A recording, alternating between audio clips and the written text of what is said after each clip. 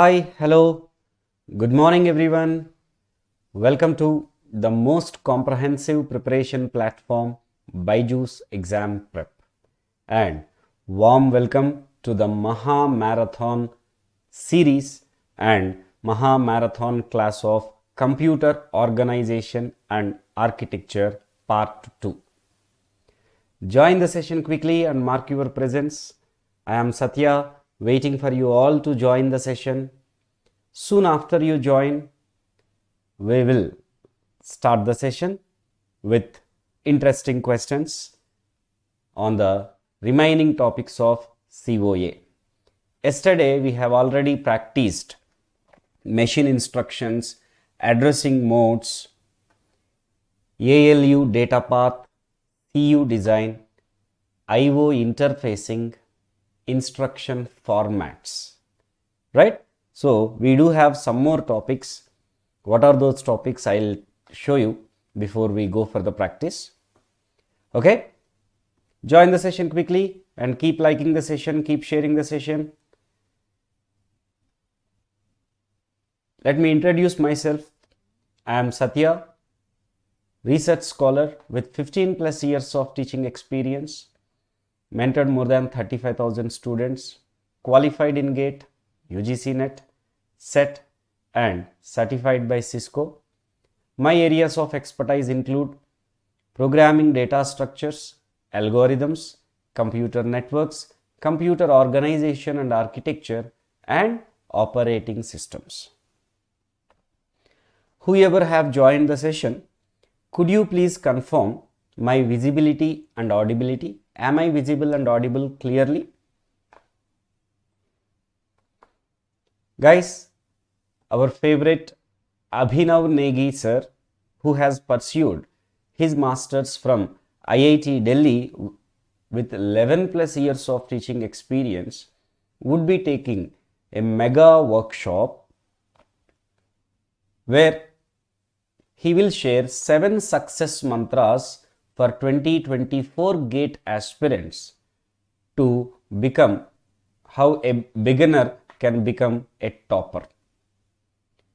This would be live on 15th January at 12:30 p.m. So don't miss this and try to inform to your juniors or your friends, whoever are aspiring for the 2024 GATE exam. Okay. Guys, another All India Open Mega Mock Test for 2023 aspirants will be live from 10th Jan to 16th Jan. This is the time for you to take mega mock tests, right? So utilize this, register for this mega mock test, try to give your performance and try to assess yourself. Hi Nishu, CareCat Solutions. Hello everyone. Okay. So guys, yep, a new announcement for you. We are coming up with Master MSQ series. We know, especially for computer science aspirants, if I talk about, we have got almost around 15 marks MSQs last year, right? So this series will give you purely MSQ model questions, expected MSQ questions and their approach. Okay, this would be live from 17th January, means from the coming Monday, we are coming up with this Master MSQ series. Okay, stay tuned guys. Now, in the marathon of COA part 1, as I said, we have practiced machine instructions, instruction formats, addressing modes, ALU data path, CU design and IO interfacing. So in today's marathon part 2, we will be practicing instruction pipelining, main memory design, secondary memory, cache memory. These are the most important topics, guys. So, why late? We will start the session. Before that, let me share some guidelines for you. Today we will be practicing 40 questions. Every question will be given enough time as per the difficulty level of the question.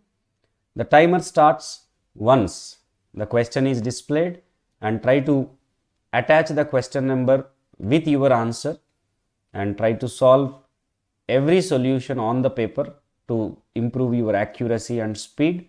And please maintain a comment log so that you can identify your mistakes and do better for further exams or in the actual GATE exam.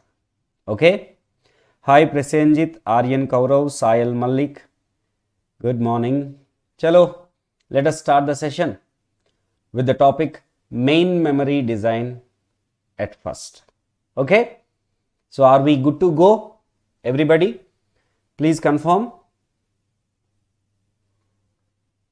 Are we good to go? Hi Harsh, good morning. Shall we start?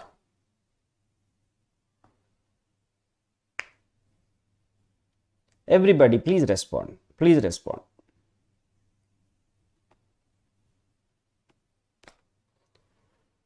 Okay. Okay. Chalo. The first question of the day on your screen. How many 128 by 8 bit RAMs are required to design 32 kilo by 32 bit RAM? What would be your answer?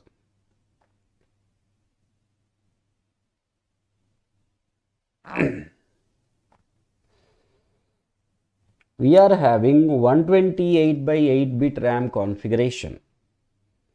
I want 32 kilo by 32 bit RAM. So we need matrix expansion. So how many RAMs we require? It's a simple apti level question, right? Sahil Malik says 1024. Okay. What about others?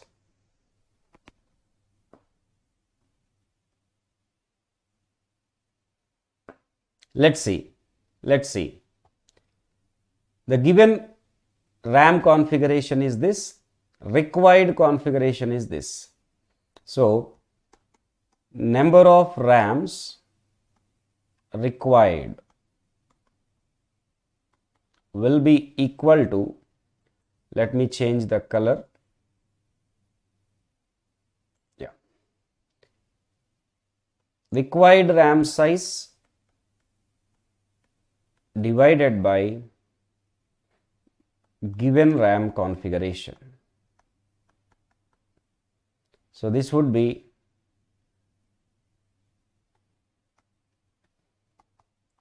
2 power 12 by 2 square, that is 2 power 10, 1024. Parvish Dinkar, it is not 512, it is 1024. Okay.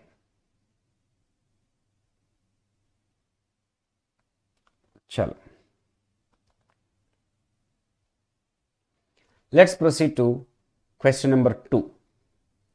How many 32K by 1 RAM chips needed to provide a memory capacity of 256 kilobyte?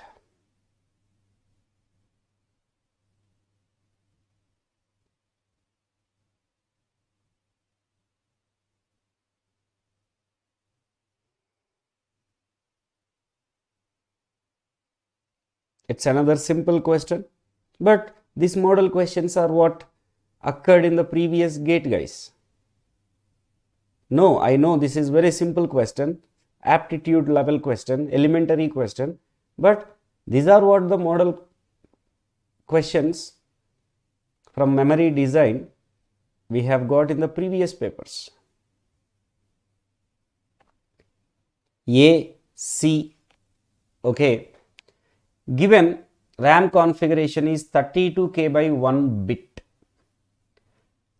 and the required capacity 256 kilobyte.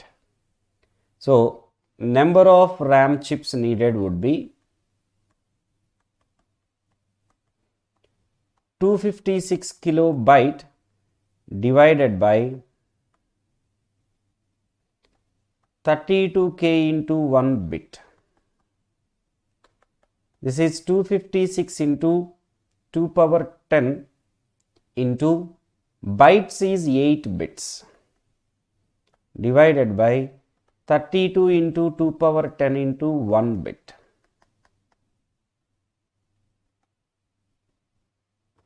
Okay. So, 64 chips are required. Okay, Harsh. Good. Prasenjit, Sayal, Aryan Kaurav. Very good. Question number 3. A RAM chip has capacity of 1024 words of 8 bits each, means 1K by 8. The number of 2 by 4 decoders with enable line needed to construct 16K by 16 RAM from 1K by 8 RAM is. We don't want RAM chips. We want number of decoders.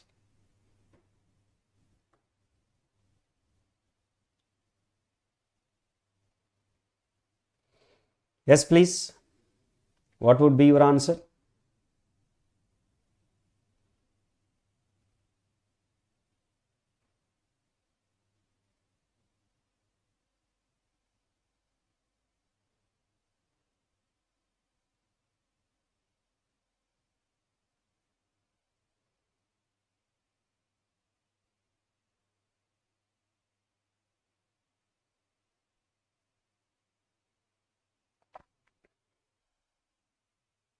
Question number 3. Aryan, Sayal, Prasenjit, Harsh Modi, Parvish Dinker, Prasenjit, everybody. Option B. Okay.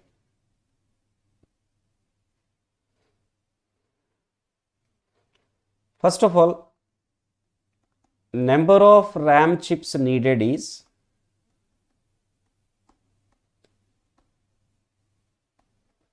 16K by 16 bits divided by 1K by 8 bits.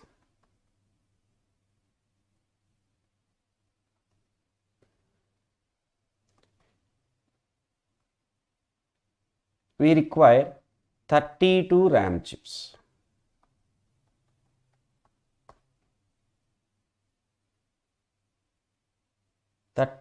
RAM chips.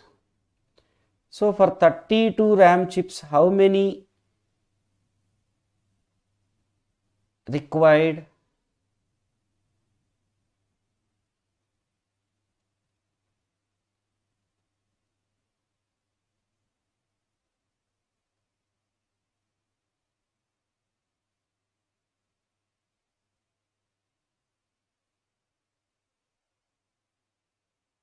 Seven. Okay. The decoder configuration is 2 by 4. 2 by 4 decoder with the enable line.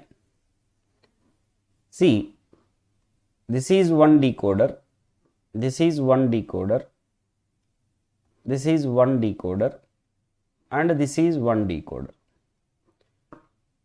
This will give 4 outputs and there is one enable line.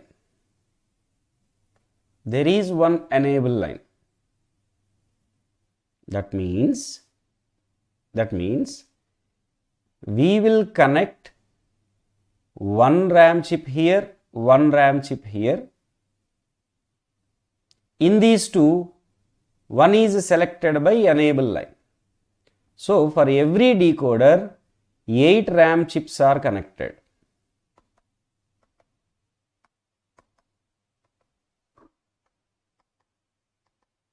So here 4 decoders are needed, and to select this decoder, one more decoder is needed at the outer level.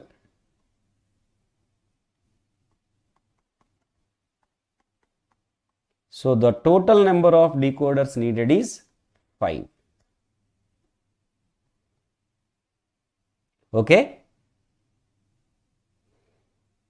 Harsh, Prasenjit, Sayal, Aryan,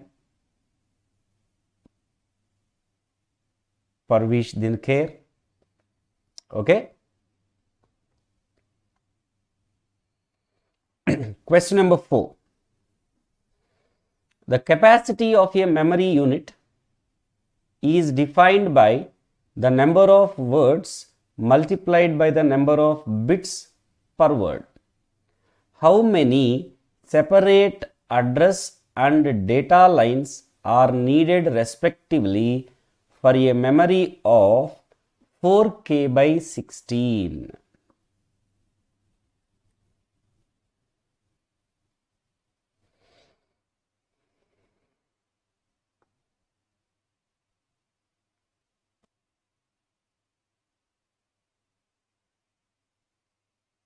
Yes, please.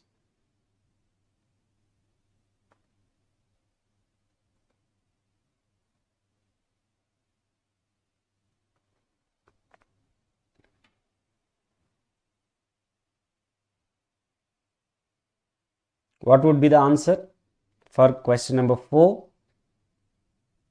Yes, Aryan, C. Harsh, C. Sayal, C. Prasenjit,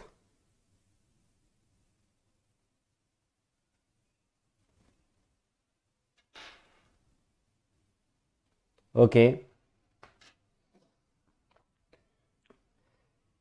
We are given there are total 4K words,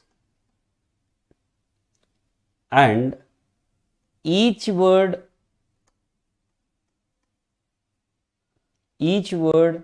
capacity is 16 bits. So this is data, and there are total 4K words, that is 2 square into 2 power 10, 2 power 12 words total. So each word will have 12-bit address, and data size is 16 bits. Hence, address bus 12 bits, data bus 16 bits, 12, 16. Yep. Question number 5. The chip select logic for certain DRAM chip in a memory system design is shown below. I am not sure whether the diagram is clearly visible or not. Is the diagram visible, guys?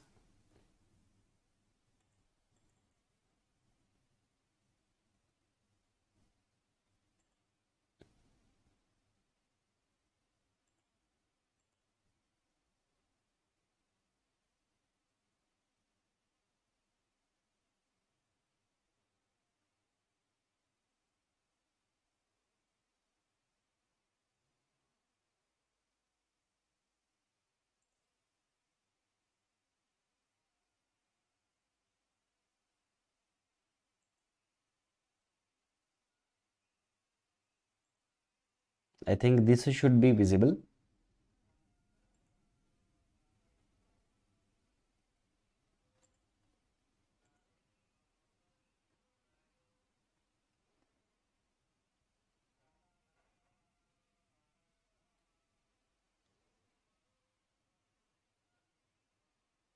Harsh says C. Hi Bruce. Today you joined with a different mail ID. Okay. Look at this. We have AND gate with two complementary inputs, right?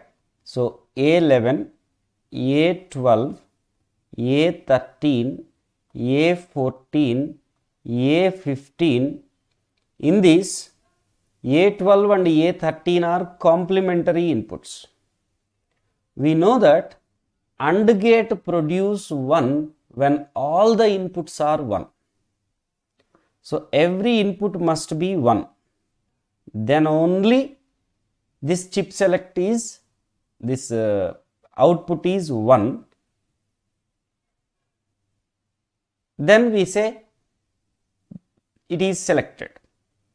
So for these to be 1, A15 should be 1, A14 should be 1, A13 complementary input. So when it is 0, complemented and 1 is given as input.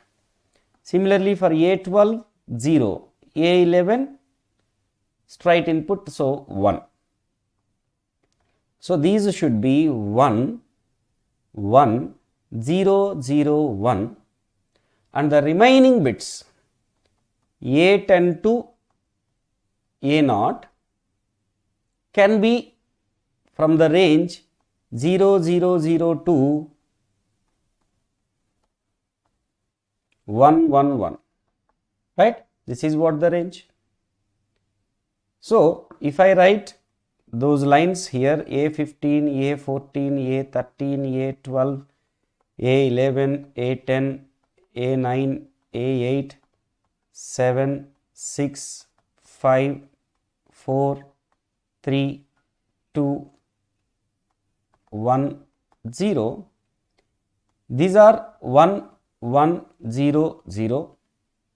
This should be 1 and the starting is all zeros. Right? This is the start range. And the end range is 1, 1, 0, 0, 1. All the other bits are 1s. So in hexa, let us group 4 bits. That is F, F, F. This is 12. So C. This is the end range. And start range is all zeros, 0, 0. This is, sorry, I have grouped wrong.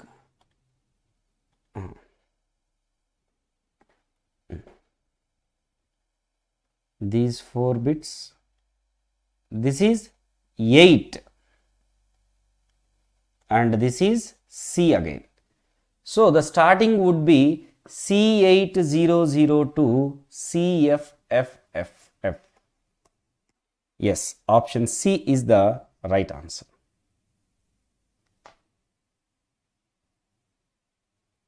Bruce, memory hierarchy design, COA.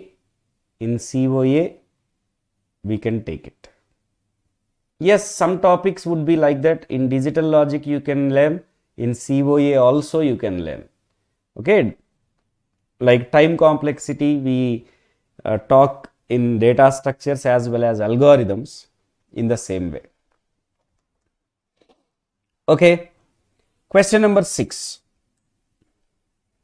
A ROM is used to store the table for multiplication of two 8-bit unsigned integers. The size of the ROM required is. What would be your answer?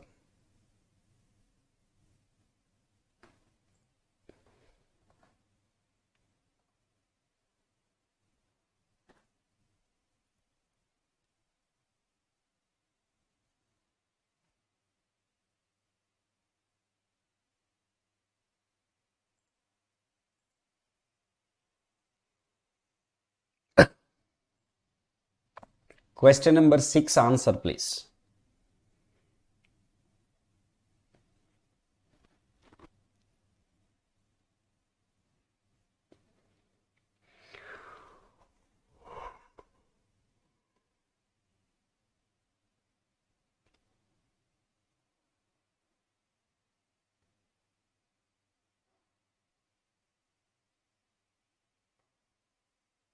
Okay, given we require two 8-bit unsigned integers to be multiplied.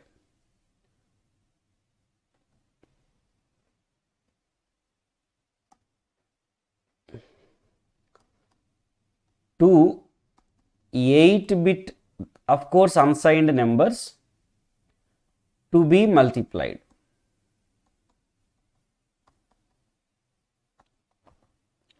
So these 8-bit numbers,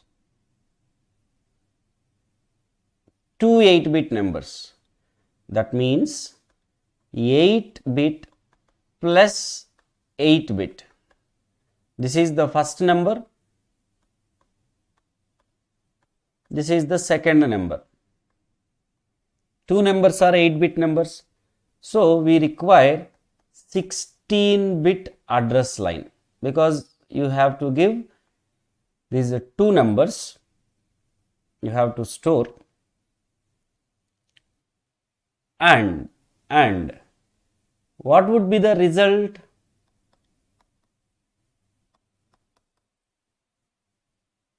When you multiply two 8-bit numbers, two I-bit numbers, the maximum result would be in I plus I, that is 2I bits. That means 16 bits.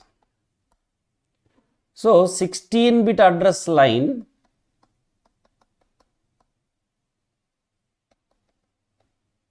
indicates there are total 2 raised to 16 numbers or slots, or you say words. Each word size is 16 bits. So the row configuration would be 2 power 16 by 16. 2 raised to 16, I can write it as 2 raised to 6 into 2 raised to 10 by 16. So this is 64k by 16. Option D. Okay.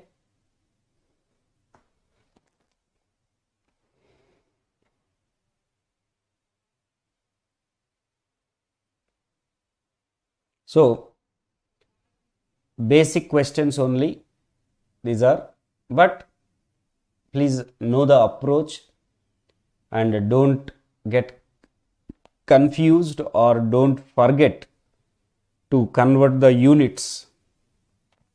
Okay.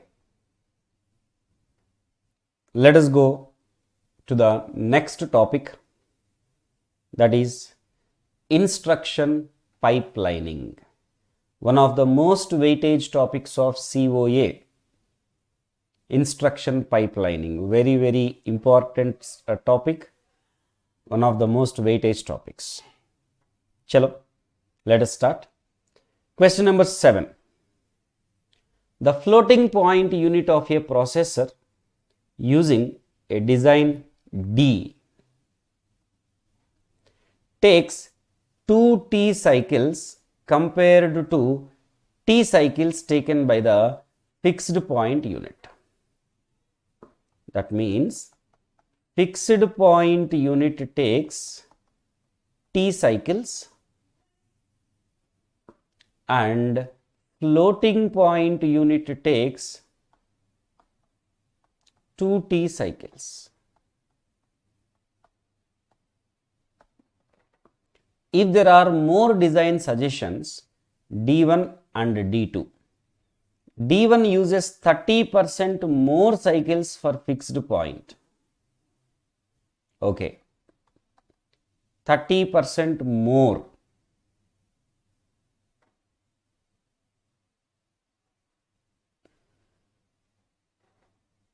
T plus 30% for fixed point and 30% less for floating point. 2t minus 30%.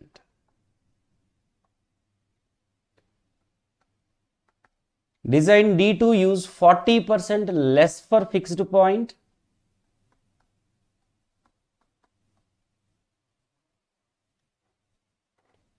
but 10% more for floating point.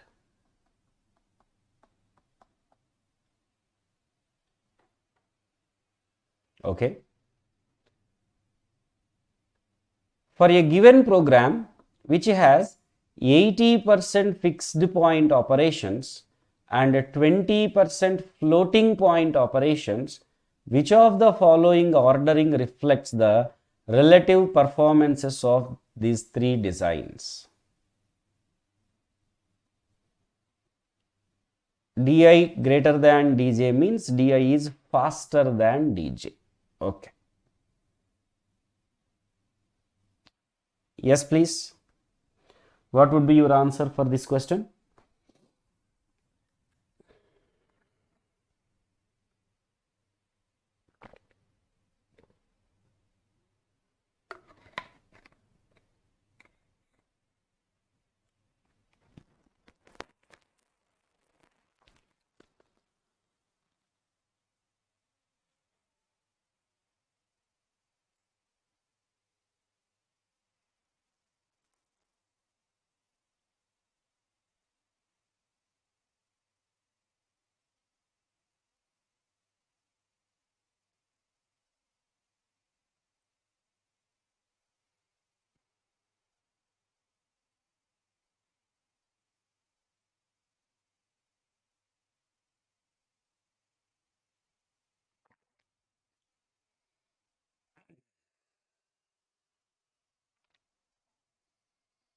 Quick.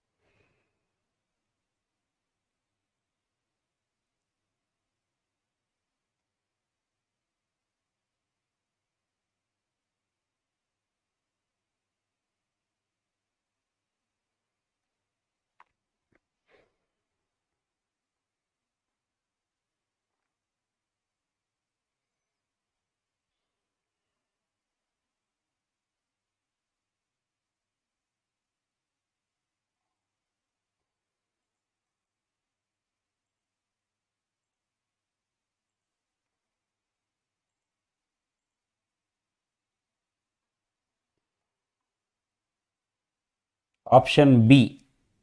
Okay. Okay. Given there are 80% fixed point operations, 20% floating point operations. So the time taken, the total time we can say is 80% fixed point operations time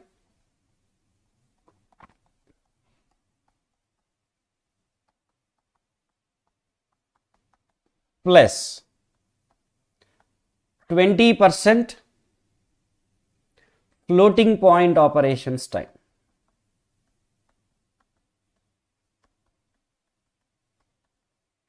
Right?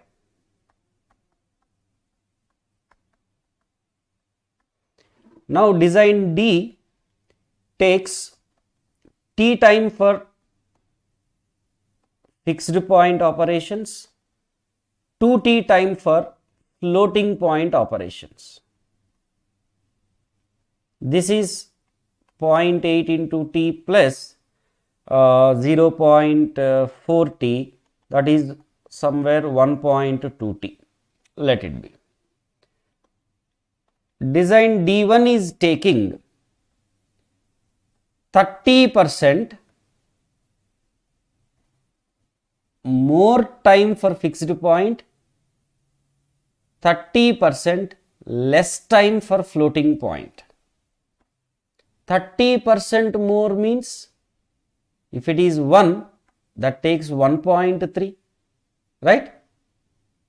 So I can say 80% of floating point, fixed point operations are taking 30% more time than D. Similarly, 20% of floating point operations are taking 2T minus 30%. That is 60. So 0.60. So 1.40. So this would be 1.3 into 0.8. 8 3s are 24, 8 1s are 8, 10.4T, right? 1.04T, sorry.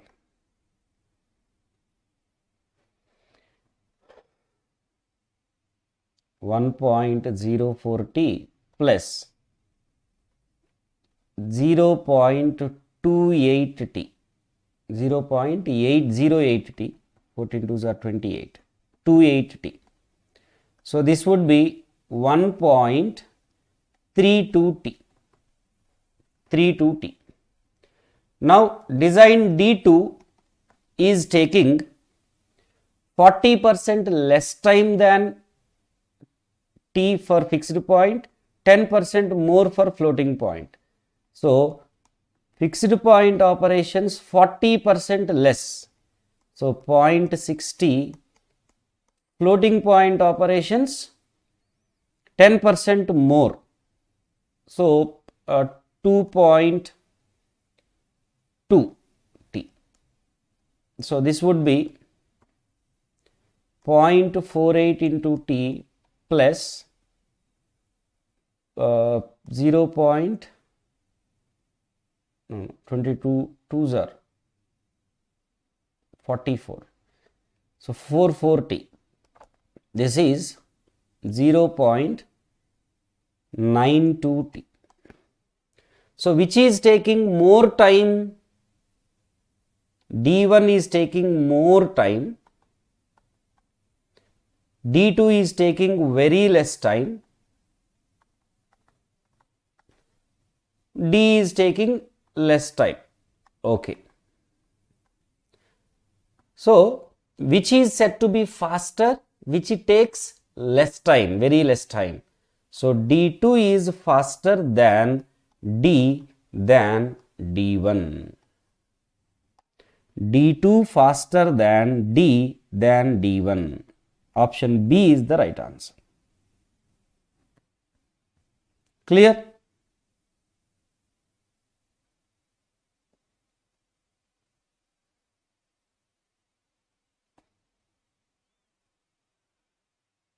Okay. Question number 8. Suppose an unpipelined processor with a 25 nanosecond cycle time is divided into 5 pipeline stages with latencies of 5, 7, 3, 6 and 4 nanoseconds. If the pipeline latches latencies are 1, 2, 1, 3 and 1 nanoseconds respectively, what is the cycle time of the resulting processor?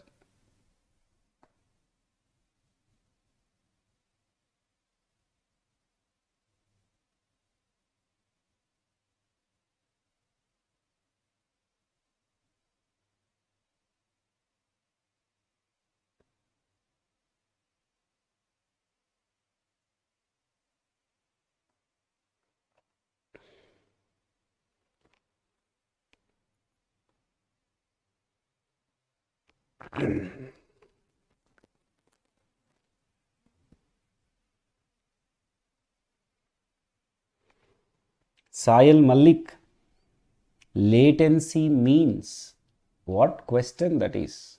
Huh? Time, delay. Now you are asking this question. Okay. So how do you get cycle time? Actually, we get it as max of TD plus TI. What is the TD? Stage latency. TI, interstage latency or latch latency.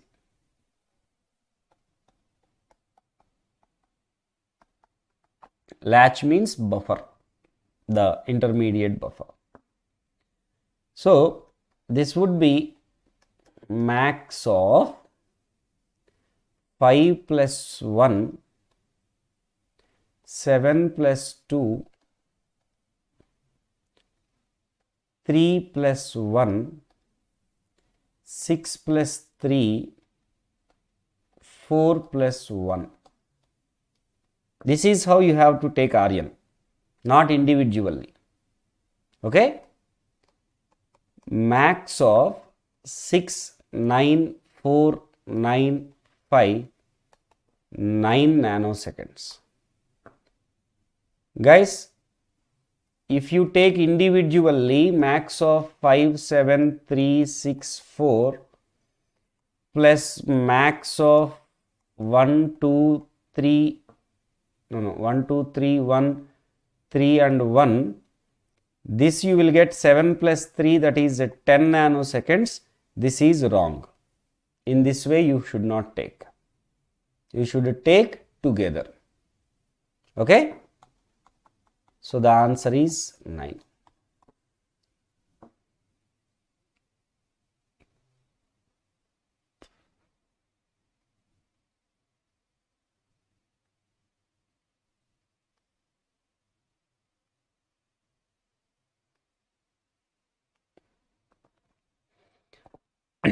Question number 9. In an unpipelined machine, assume that the times required for the 5 functional units which operate in each of the 5 cycles are follows. Addition of buffers adds 1 nanosecond overhead. Find the speed up versus unpipelined execution.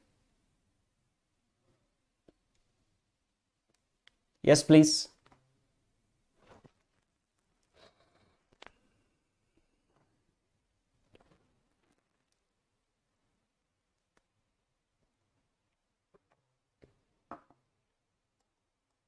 Unpipelined cycle time by pipelined cycle time.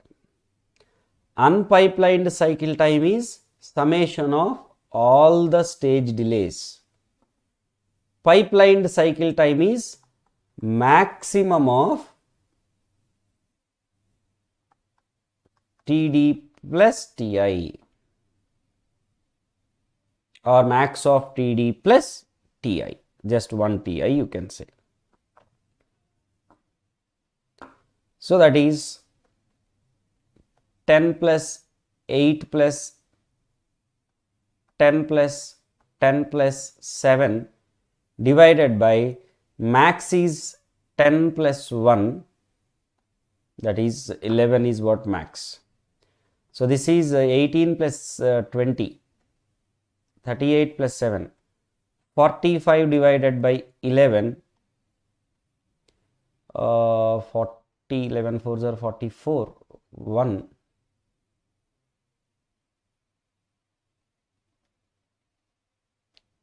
.09 something. So approximately you can say 4.1.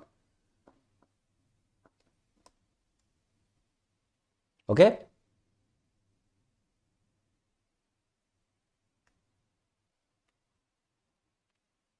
Yeah.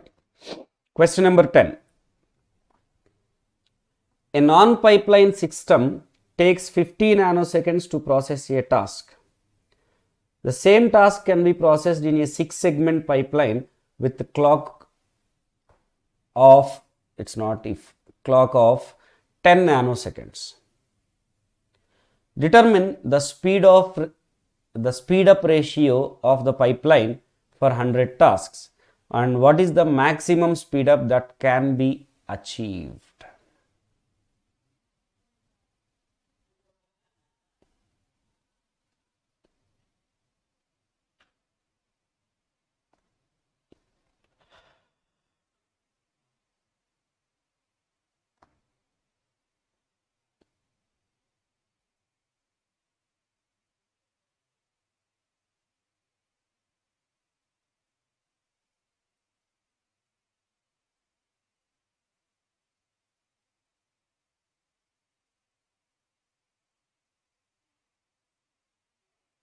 Yep.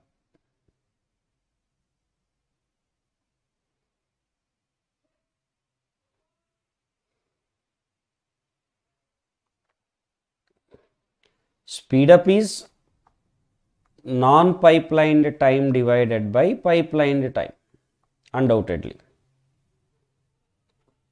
Non-pipelined time is n into k into t. That is, we have 100 tasks. Number of stages are 6. Okay, no need of this. To process a task, how much time is needed directly given in non-pipeline system? 50 nanoseconds. So that is 100 into 50, 5000. And what is pipeline time? N minus 1 plus k whole into t.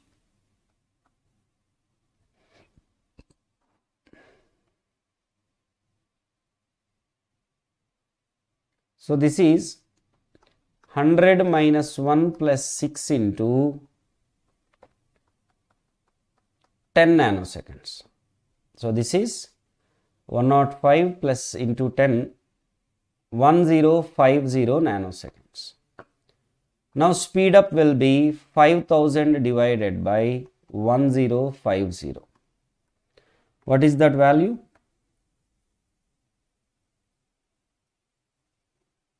Use calculator. 5000 divided by 1050. 4.76190.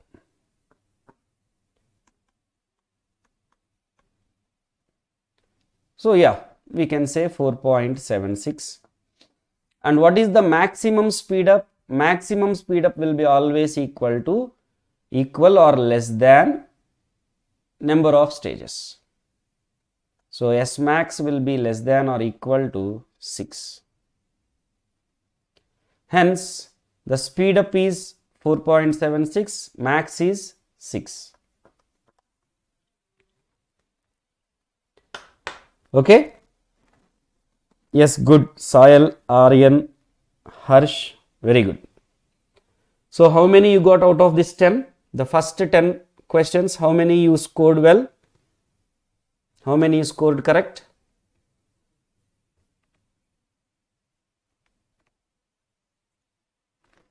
In the first 10 questions. Harsh, 8 out of 10. Very good.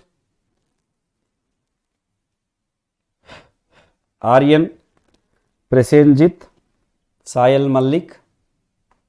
Aryan, 8 out of 10. Good.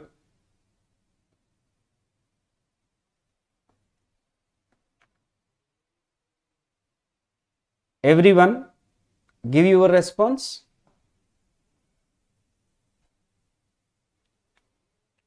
Fine. Fine.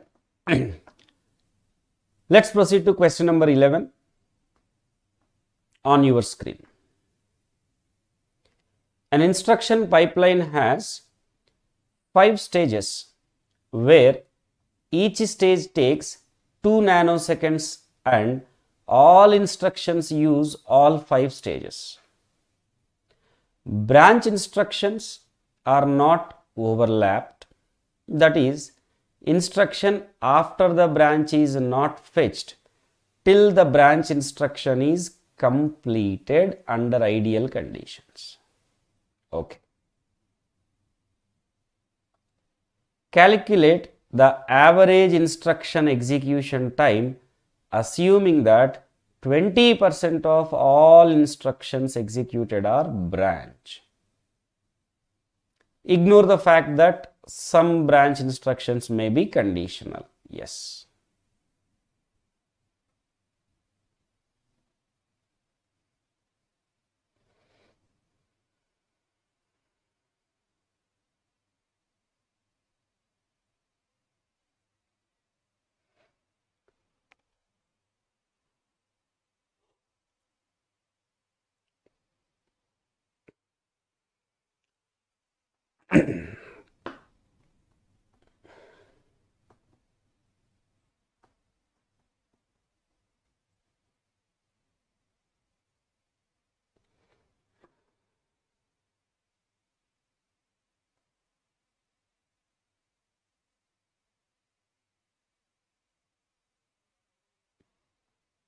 Yep. We are given the stage time as 2 nanoseconds.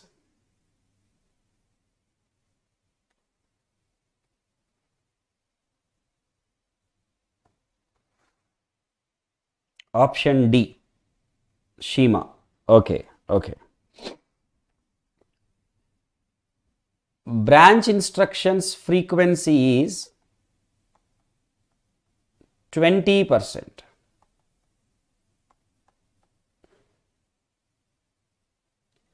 And whenever the branch instruction occurs,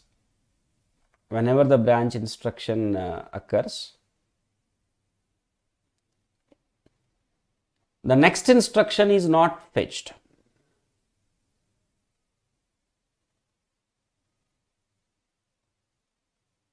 What does that mean? There will be stalls. Stalls will be there. How many stalls?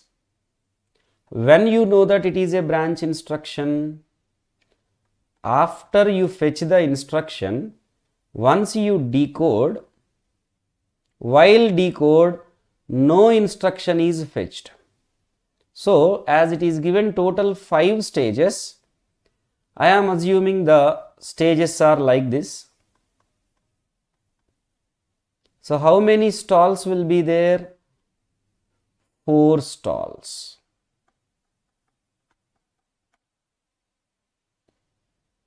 So, now we know the formula. The total time is 1 plus stalls frequency into number of stall cycles into cycle time. This is what the formula.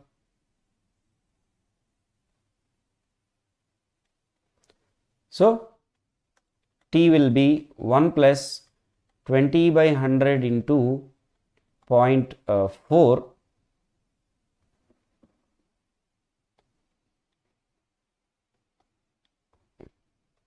whole multiplied by cycle time is 2.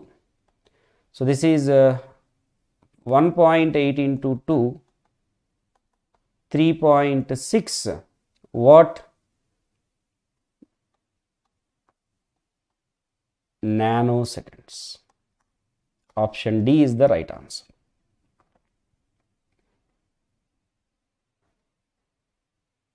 Okay. Good. Question number 12.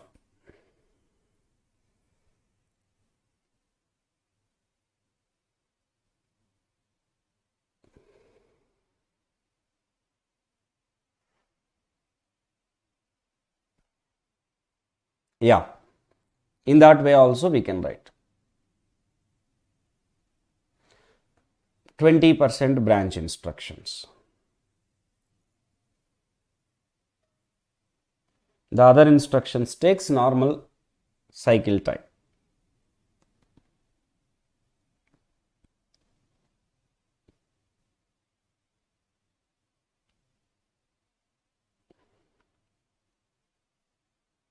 Okay,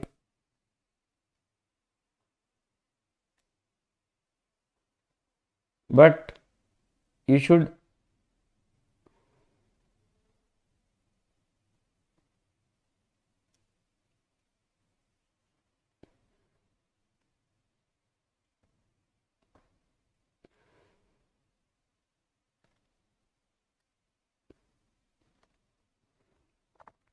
multiply with cycle time, that, okay, 0.8 plus 0.2 into 5, and one cycle time is 2 nanoseconds.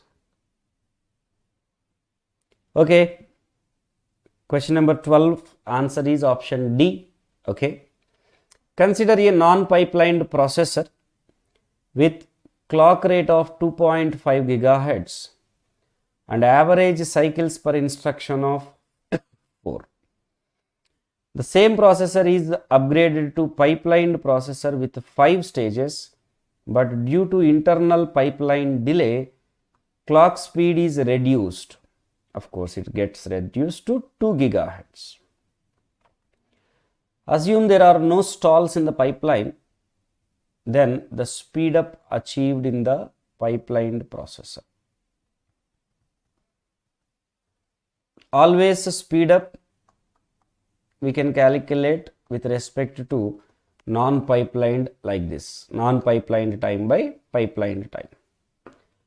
Here we are given cycles per instruction and cycle time.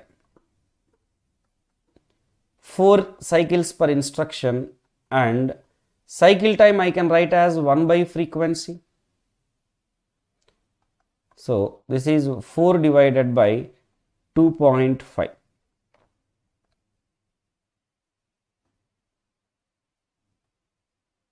1.6. And what about the pipeline time? The speed got reduced to 2 gigahertz. So 1 by 2 is the frequency.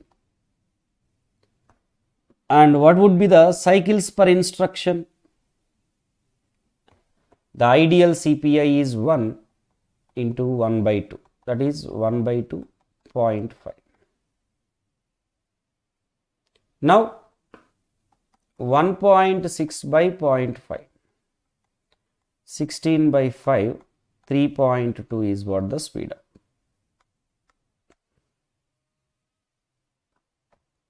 Okay. Question number 13. The instruction pipeline of a RISC processor has the following stages: fetch, decode, operand fetch, perform operation, write back. Fetch, decode, operand fetch and WB takes 2 clock cycle each for every instruction.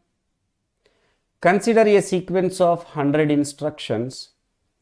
In the PO stage, 40 instructions take 2 clock cycles, 3 cycles each.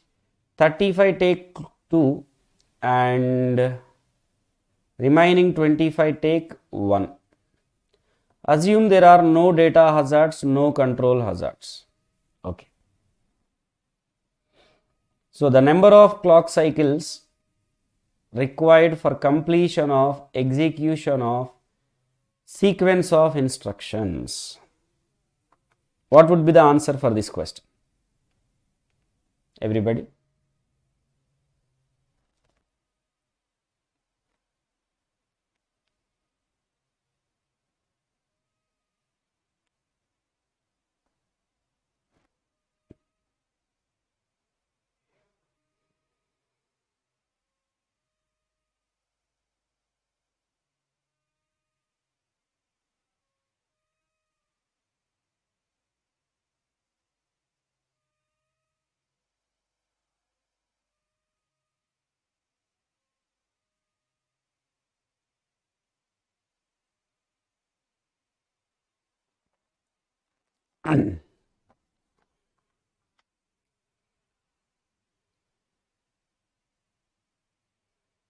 Given there are 5 stages: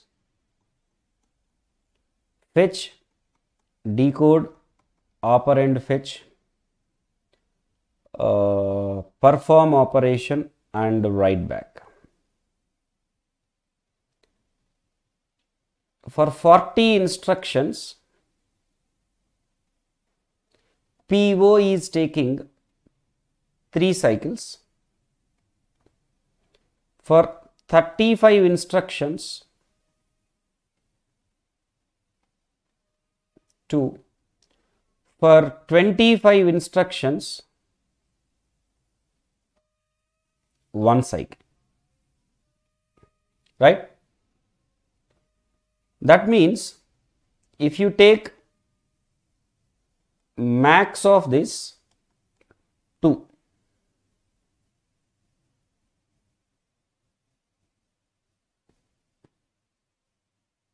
right? And here when you take max, you are getting 3.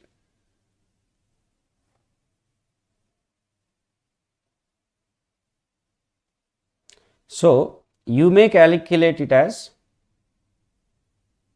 total 100 instructions, 5 stages. All the stages are taking 2 cycles for all 100 instructions, but 40 instructions take 1 cycle extra. This is 1 extra cycle. In this way you can calculate. That would be how much? Wow, 99. 104 into 2.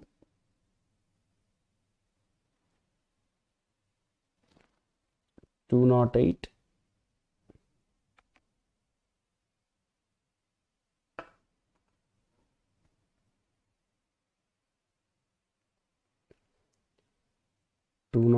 Plus 40, 248 cycles.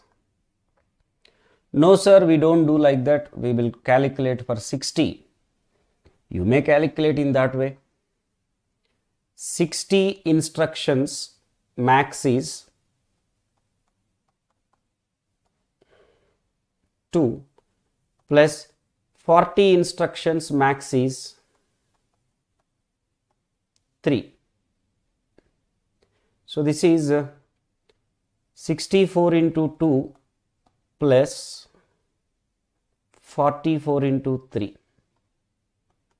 128 plus 132.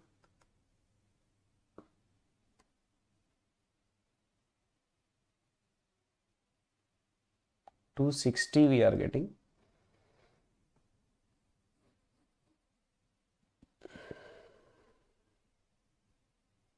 Okay. No. This is correct.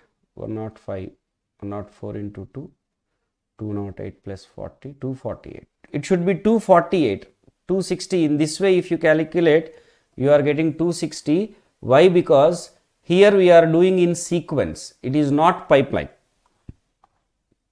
This becomes 60 instructions first, next 40 instructions in that way. So this approach is wrong. Okay. So this is how you have to take. So the answer must be 248.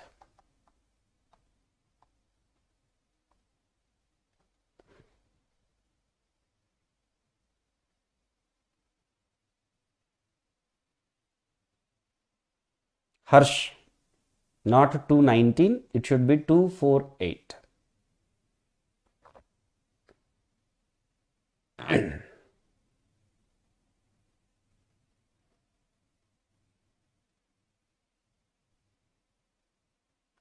Harsh, that is what becoming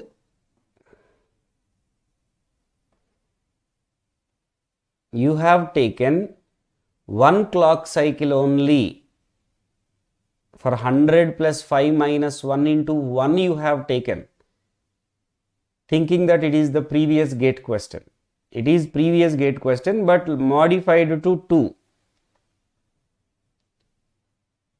IF, ID, OF, PO, WB take 2, not 1. So 40 instructions are taking 1 clock cycle extra. 25 instructions are taking 1 clock cycle only, means max becomes 2 only. Okay, so it should be 248. Chalo. Question number 14. The stage delays in a 4-stage pipeline are 800, 500, 400 and 300 picoseconds. The first stage with delay 800 picoseconds is replaced with functionally equivalent design involving 2 stages with respective delays 600 and 350 picoseconds. The throughput increase of the pipeline is -%. This is a PYQ.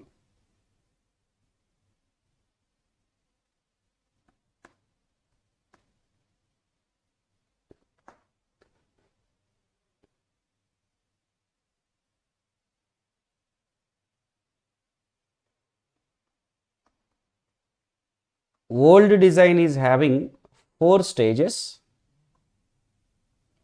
with stage latencies 800, 500, 400 and 300 picoseconds.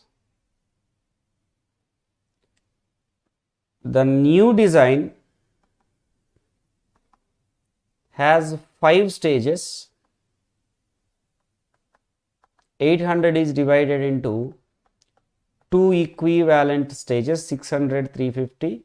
The other are as usual. So,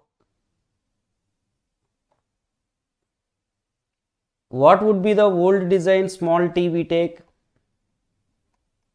Max of this 800, 500, 400, 300.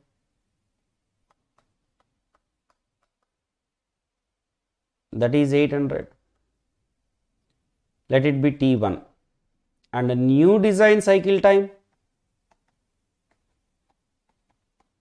max of 600, 350, 500, 400 and 300, which is 600. Right?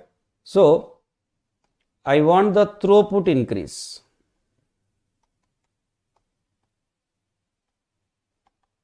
I can say it as T1 minus T2 divided by T2. 800 minus 600 divided by 600. 200 by 300. 200 by 600.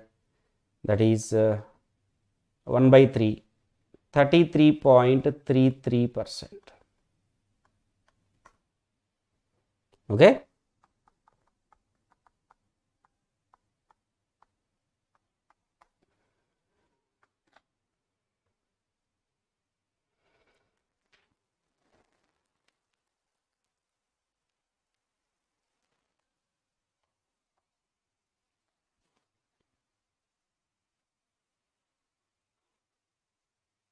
Clear?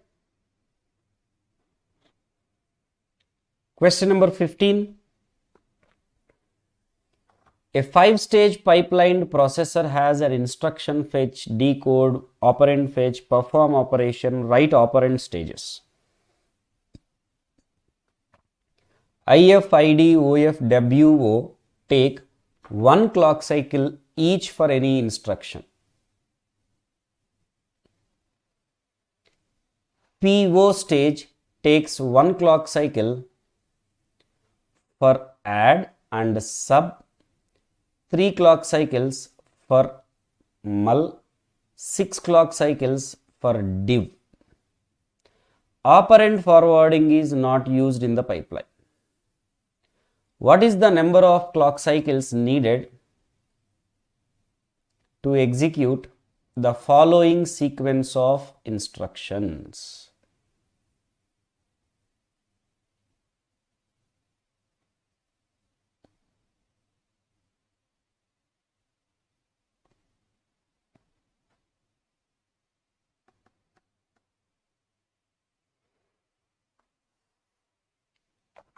Solve it quickly.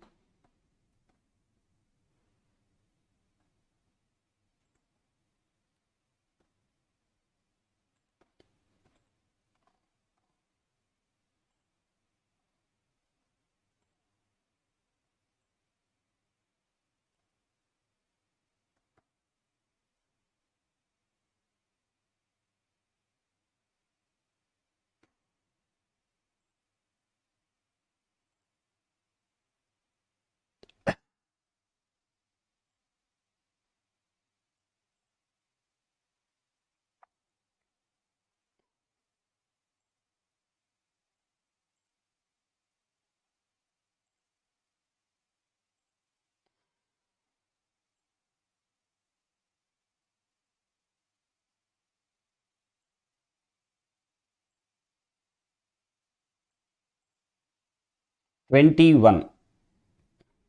Okay, Aryan.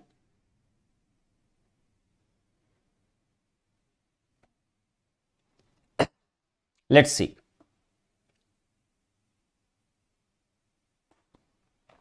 These are the instructions we have. We are given there are 5 phases. So let me write here I0, I1, I2, I3. 5 phases: instruction fetch, decode, operand fetch, perform operation, write operand.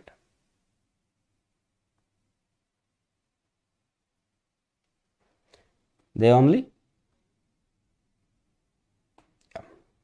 fetch, decode, operand fetch, write operand takes 1 cycle each for any instruction.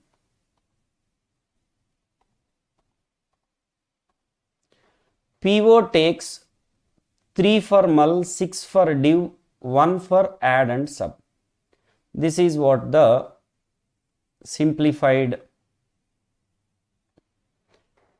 stage times I have given. Now, operand forwarding not used.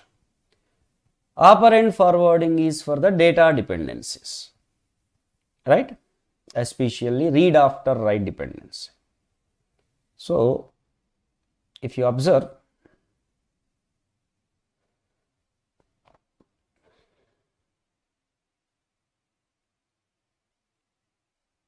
I0 write R2, I2 try to read R2, and I1 write R5, I2 is reading R5. Isn't it? I2 write R2, I3 read R2. So, if I0 I am taking directly instruction fetch, decode, operand fetch, PO 3 cycles, write operand. I1 can be fetched while I0 decode. I1 can be decoded. I1 operand fetch is possible. Is there any dependency between I1 and I0? No. So, it can be done. I1 cannot do PO because another PO is happening at this time. It takes 6 clock cycles.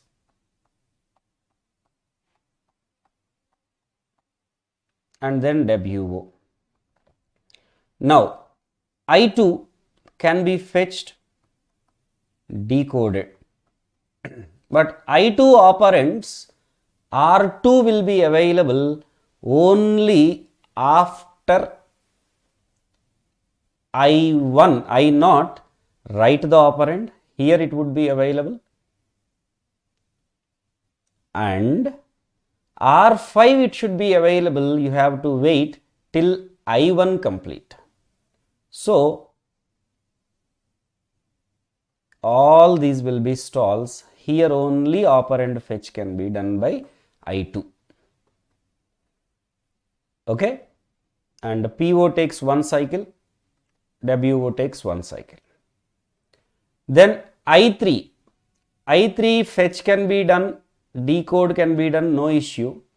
But I3 input R2 if it require, it should wait until I2 write because dependency is there. So all these will be stalls after I2 write R2. Here it can fetch and then perform operation, write operand. So this is the way you have to do.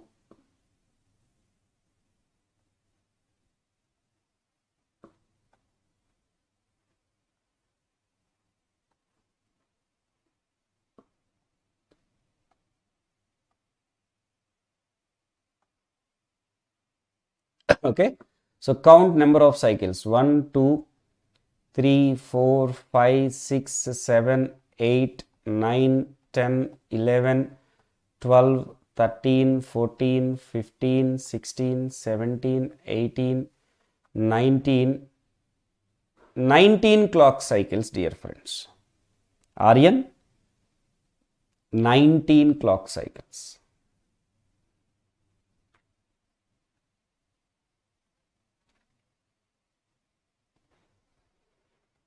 Okay.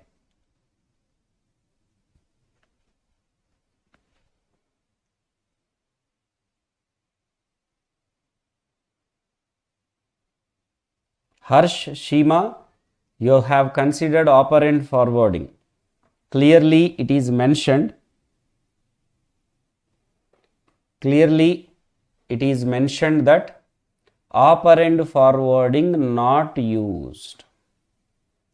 So you are feeling it is the previous gate questions are brought as it is and directly you are doing without reading the question properly. Isn't it, Harsh? It may look like that. In the real gate exam also, you may see some question which is like known. So don't go with half or partial reading. Please read every question completely properly. Okay? So the answer must be here 19. Chalo, question number 16.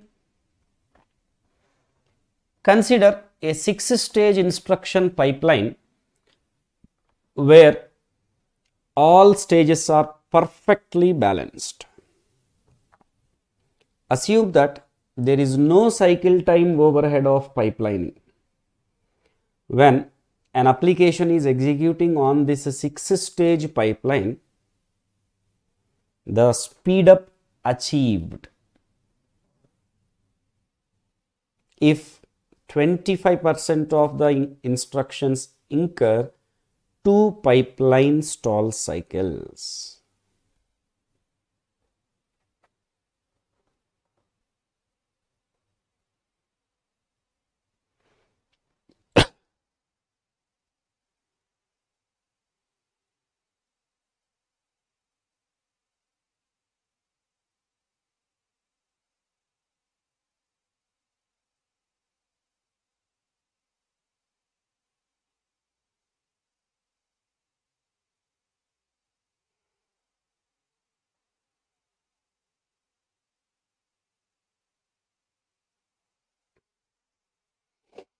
Speed up with respect to stalls is given as S max or K divided by 1 plus stalls frequency into number of stalls. This is 6 divided by 1 plus 25 by 100 into 2. 6 by 1 plus 0.5, 6 by 1.5, 4. Yes, correct, Deepak Gupta. It's a PYQ. It's a previous year gate question.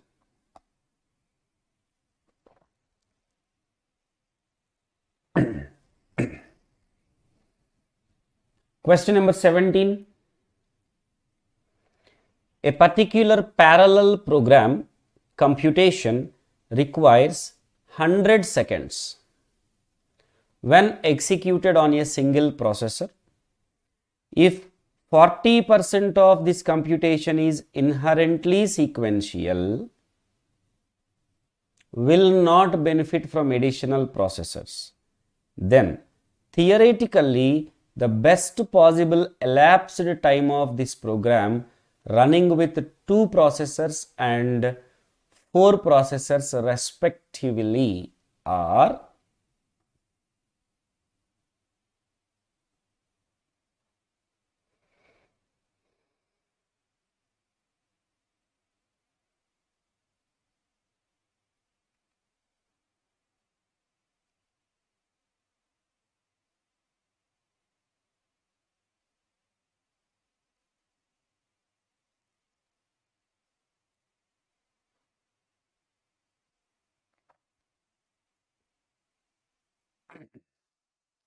Deepak, could you please use the question number along with the answer so that I can identify for which question you people are giving the answer?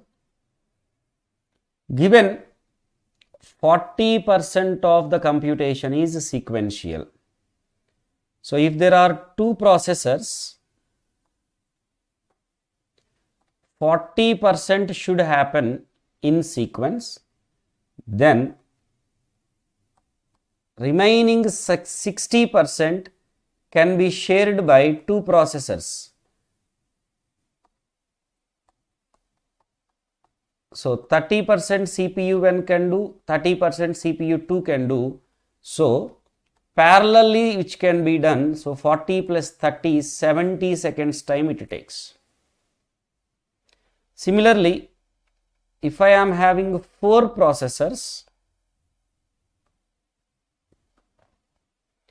40% is sequential, remaining 60% shared by 4 processors, 15, 15, 15 and 15.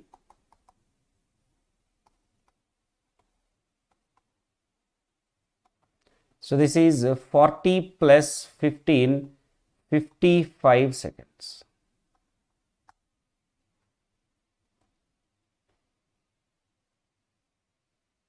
Right? So altogether it is 70 seconds, 55 seconds. Good, good.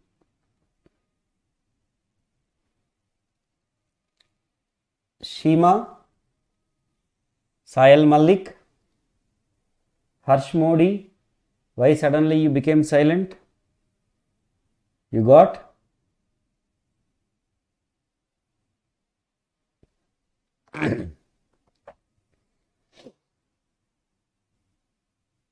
No need to demotivate, no need to feel bad if you could not answer some question, because take it as a new learning, make that as a note and don't repeat the same mistake. Okay? Learn from the mistakes. And it is appreciated that you do mistakes now, so that you can learn now only before the exam. Okay? Fine. Question number 18, guys. Suppose the functions f and g can be computed in 5 and 3 nanoseconds by functional units uf, ug respectively. Given 2 instances of uf, wait a minute, just wait a minute. Wait a minute, please.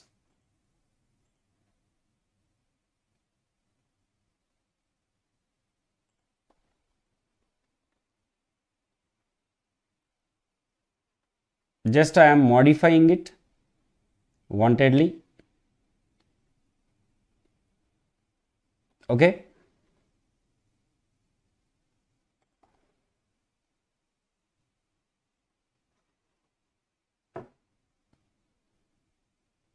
UF, UG and UK.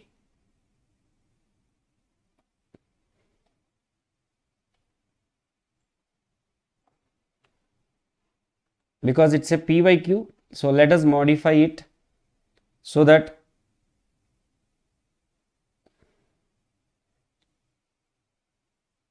we can execute it easily. Given 2 instances of UF, 2 instances of UG and 3 instances of UK. Okay, it is required to implement f of k of g of xi for 1 less than or equal to I less than or equal to 12. Ignoring all other delays, the minimum time required. Now you compute. Now you compute, guys.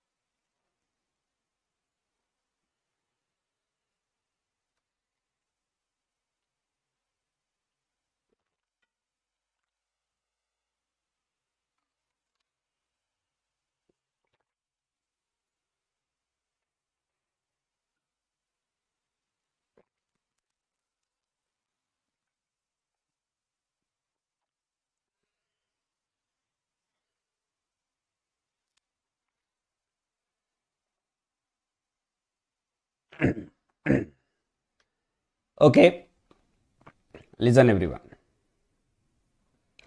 From this function, we can understand that these functions should be computed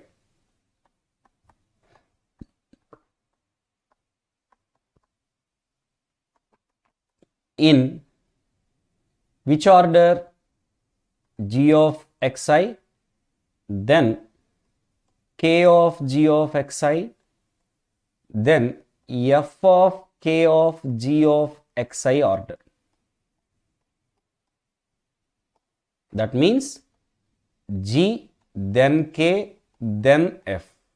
This is the order. Right? Now, given f takes 5 nanoseconds, g takes 3 nanoseconds, k takes 4 nanoseconds. So first we should execute g. So g takes 3 nanoseconds. So g1, g1, g1. And there are 2 instances of UG. That means 2G can happen at a time. So G2, G2, G2 also can happen at a time. Until this is produced, K1, K2 can't happen. Isn't it? So K1 require how many clock cycles?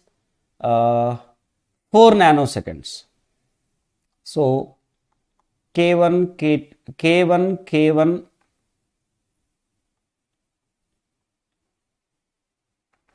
K1, K1, 4 cycles. We have 3 instances of UK. That means 3K can happen at a time, but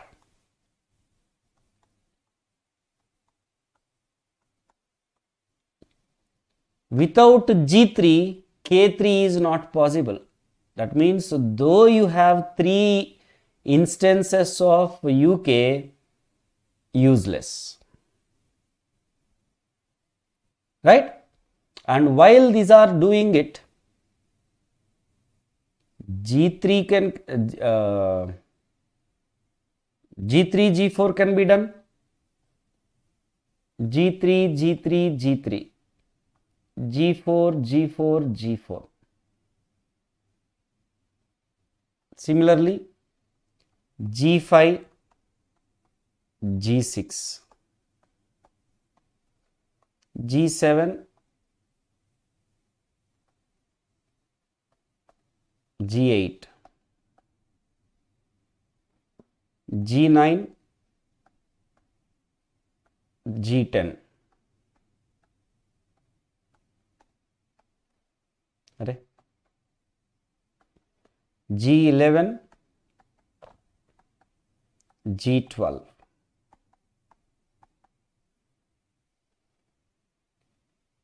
Right? Now, until K finish, F cannot do. F require how many cycles? 5 cycles. So, after K1 and K2, here we go with F1,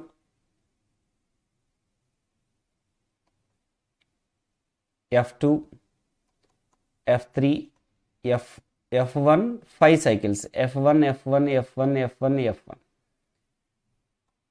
We have 2 instances of UF, so F2, F2, F2, F2, F2. Now only you will be able to do, after this only, you will be able to do K3 with 4 cycles. Right?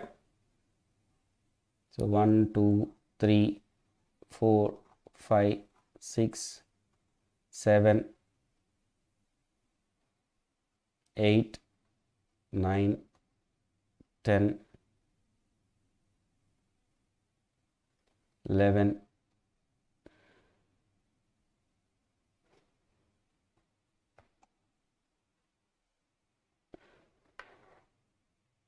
12.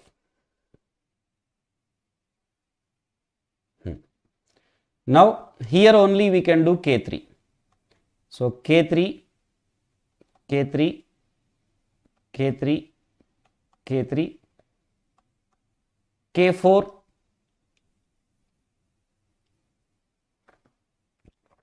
that means I can write in the pipelined mode here K3, K3, K3, K3, K4, K4, K4, K4. Now, do I have G5 available by this time?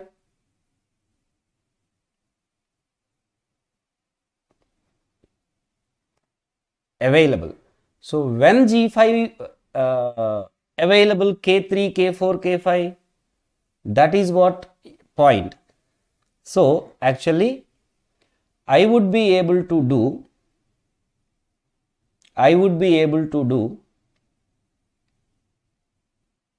K3 here. From here only I can do K3. So, because G3, G4 are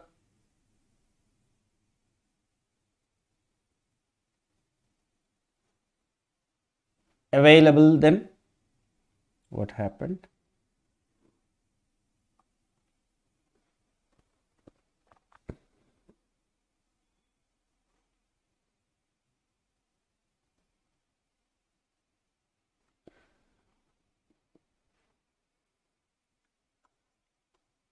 So, let me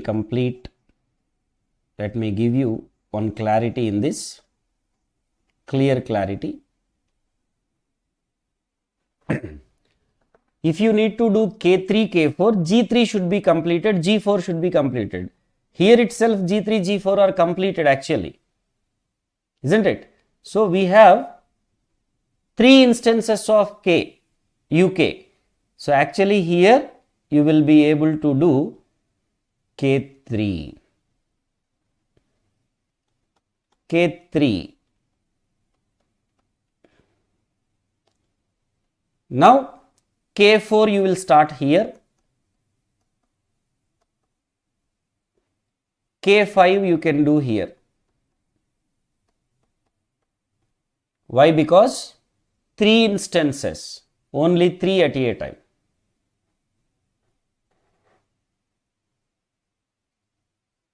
Are you getting the point? So G, K, F. So we will understand when I can do F. Finally F should be done. So I am showing you G and K pipeline diagram. We will merge F in this. Okay, no worries. So I can start K6 actually here. So I can go ahead in this way. So K6 takes 4 cycles. Here K7, K8. Similarly, here K9 starts 4 cycles. K10,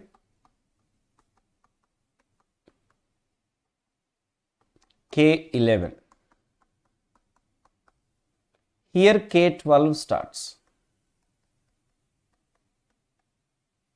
So here all K operations are getting completed, right?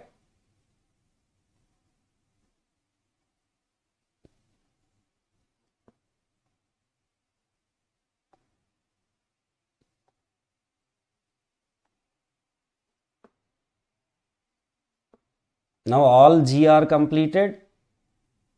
All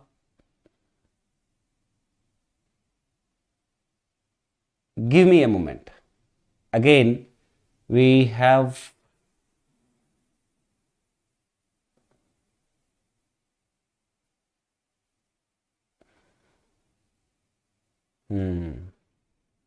again guys,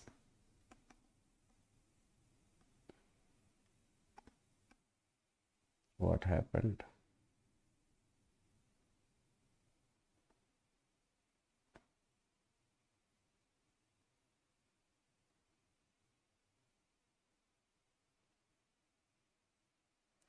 Yeah.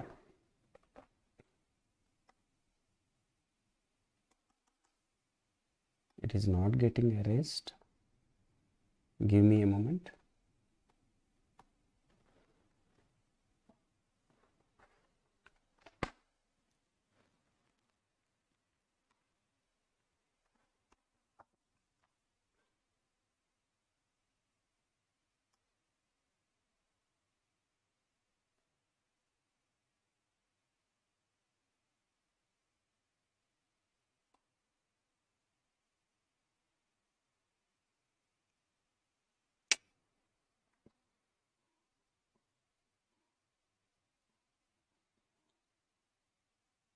G1, my pad is behaving abruptly. G2,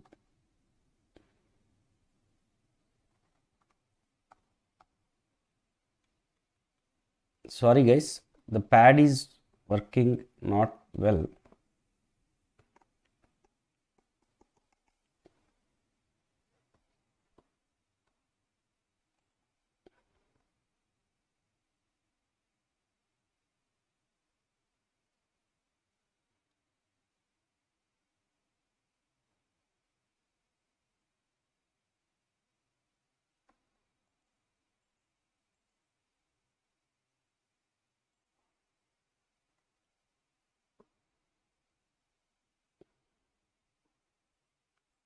Okay. Yep. Fine. We have already taken much time for this question. Let us do it quickly. So G, we have 2 instances. So G has no dependency because it is the one which will be done first. G4, G5, G6, G7 and G8 can happen. G9 and G10 can happen. G11 and G12 can happen, right? Now for K to start with, K should wait until G finish, but K is taking 4 cycles. So K1, K1, K1, K1, K2, K2, K2, K2. But until G3 finish, K3 can't be done. So here, though we have another functional unit, we can't start K3 because G3 is not yet over. When G3 and G4 are getting over at this point, so here K3 can start. So K3 takes 4 cycles. Now can I start K4 here? No, because 3 instances only, so 3 only you can do. Here you can start K4.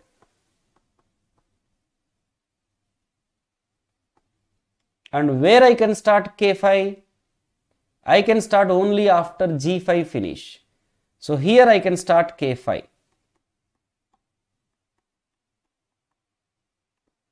And where I can start K6? Here I can start K6. Because after it is available. And where I can start K7? After this, at this point.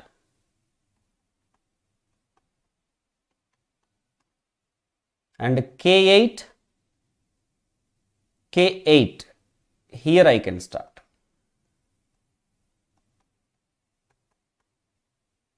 K9, here I can start. Right? So here let us count the cycles.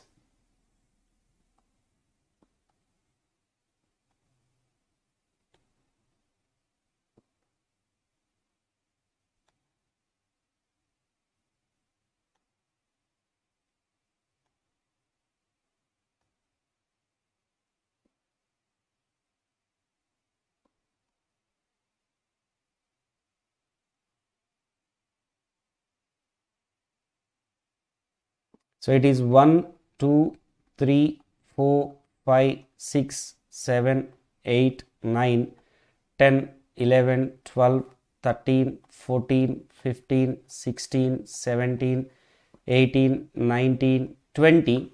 Now K10, K11, K12 are left. So I can start K10 and K11 along with this.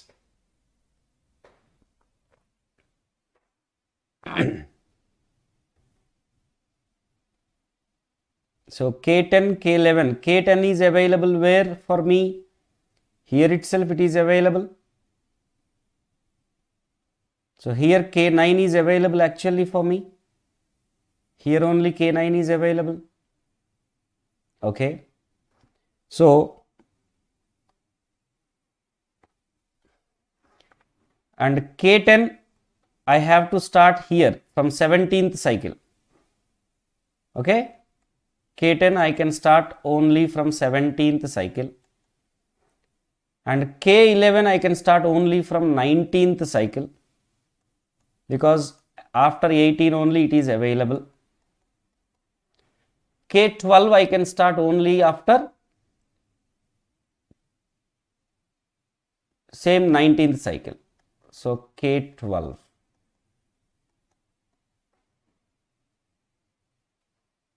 Now for G and K to complete, 22 cycles are needed. Now F comes into picture. Definitely F1 is taking how many cycles, guys? 5 cycles. F is taking 5 cycles. So F1 would compete here after K. So I'll choose another color. Let me pick. Yeah. So F1 can start where? After K1 is available. similarly, so F1 can start here. F1, F1, F1, F1, F1. F also we have 2 cycles. So F2, F2, F2, F2. By this time K3, K4 are available. So I can go with F3, F4 for 5 cycles. F3, F3, F4, F3, F4, F3, F4, F3 and F4.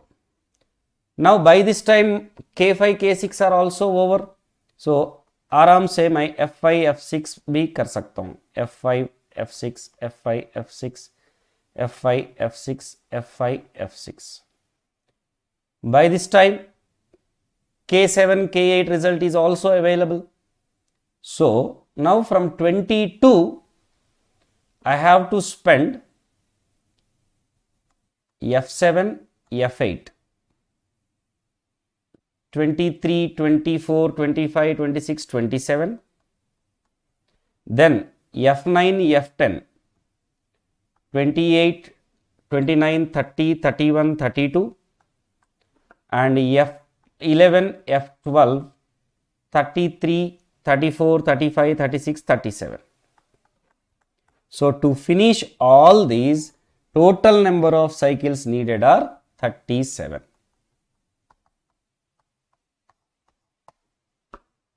Go through this carefully.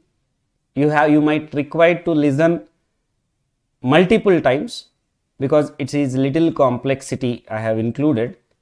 But at this level, if you practice, undoubtedly in the GATE exam, the question would be definitely less complex than this. It won't be not this much time taking question in the GATE. I have added little more complexity dynamically. That's why it is like this. So go through it. You will be getting it if you watch, listen, and you also try doing it multiple times. Okay? Chalo. Let's go for next question. Before that, our GATE and ESE test series is live now to strengthen your practice and preparation for 2023 GATE exam. In this, you will be getting total 4,000 plus practice questions that include 40 plus full length mock test and 30 plus subject wise and part tests with virtual calculator with all India level rank and detailed analysis. So guys, avail the test series and get the benefit out of it and do the practice with the test series at a better level. Chalo. Now we will move on to the next topic, that is secondary memory. Okay. Here is the question, guys. Question number 19. Consider a disk pack with 64 surfaces, cylinders per surface, sectors per track, bytes per sector. The sector address width is dash bytes. What's your answer?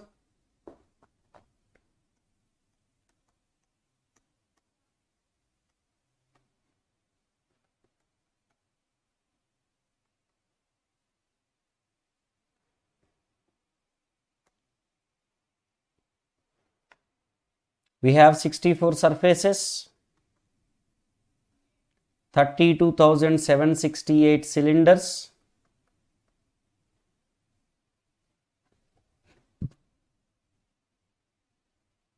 on every track 2048 sectors.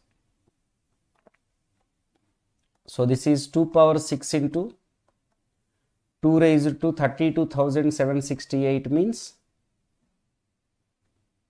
15, 2 power 15, right? And 2048, 2 power 11.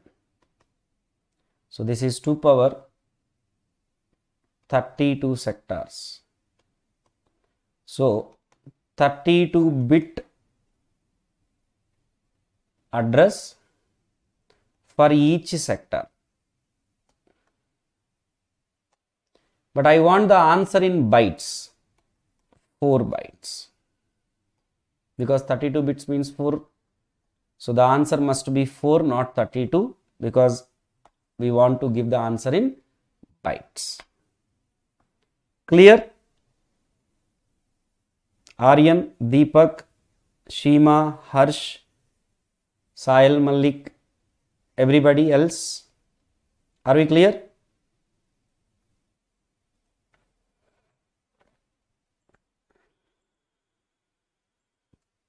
Do respond.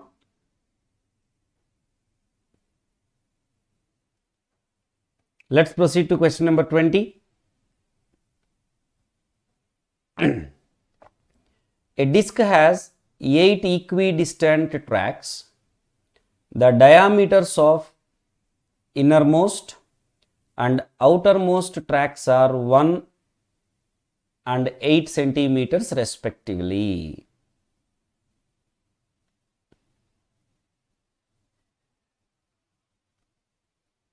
This is 1 centimeter and this is 8 centimeters. Okay. The innermost track has a storage capacity of 20 megabyte. The total amount of data that can be stored on the disk if it is used with a drive that rotates it with constant linear velocity.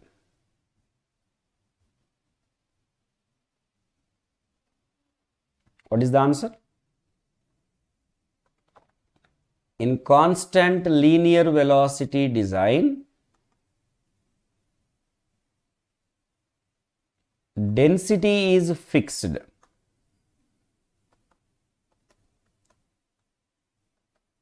Capacity vary based on the track size. It's given 1 centimeter track capacity is 20 megabyte. So 2 centimeter track capacity would be 40. 3 centimeter track capacity 60. 4 centimeter would be 80. 5 centimeter track 100. 6 centimeter track 120. 7 centimeter track 140 and outermost track 160. So what is the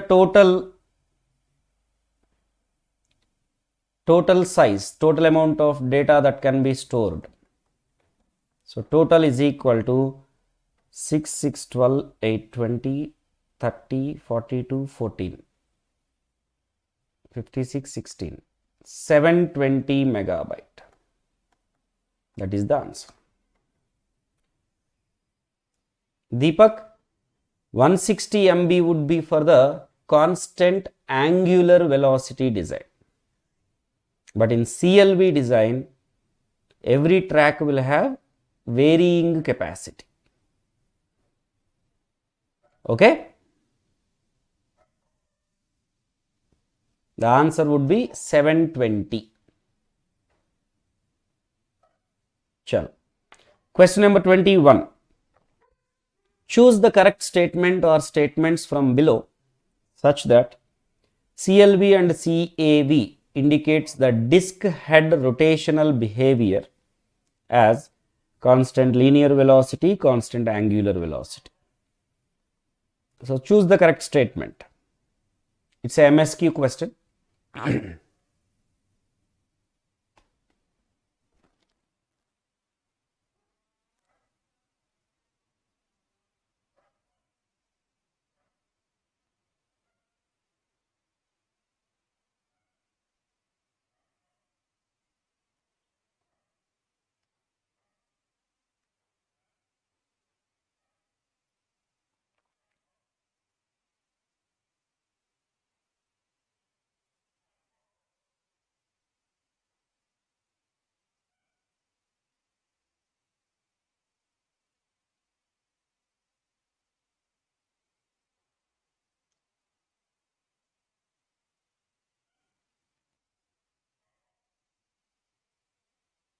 in CLV, CAV.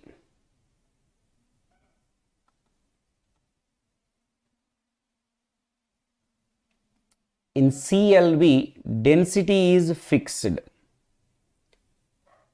Track capacity varies. But in CAV, density varies, capacity would be fixed.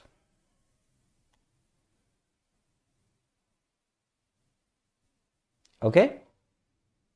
So, the recording density is high in innermost cylinder for CLV.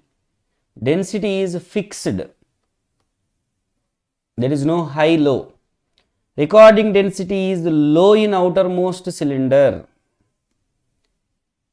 Recording density is high in innermost cylinder for CAV. Yes. Recording density is the same in each cylinder for CLV. Yes. So the correct statement should be C and D.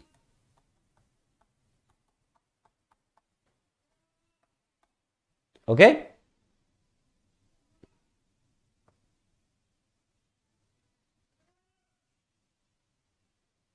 Question number 22. A hard disk has 32 sectors per track, 8 recording surfaces. The address of a sector is given as a triple CHS, where C is cylinder number, H is surface number, S is sector number. If the address C1010 corresponds to sector number 1354, then C equal to.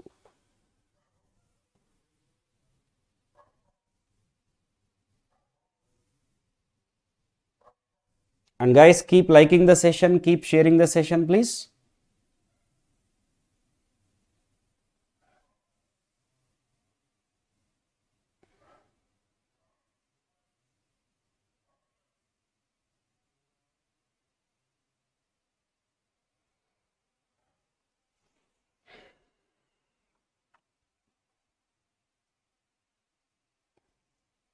We know if you want to get the consolidated sector number, I don't know how many of you know this shortcut or formula. That is C into number of surfaces into number of sectors per track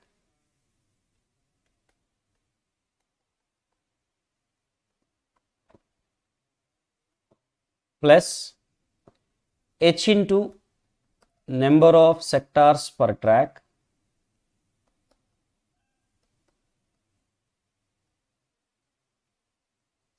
plus S. So guys, if you don't know this formula, please make a note of it. Given the sector number 1354, C into number of surfaces 8, number of sectors per track 32, plus H is given as the 10, S is given as 10. So 1354 is equal to 256C plus 320 plus 10. 1354 is equal to 256C plus 330. 256C is equal to 1024. That means C will be 1024 by 256, that is 4. So what is the answer? 4.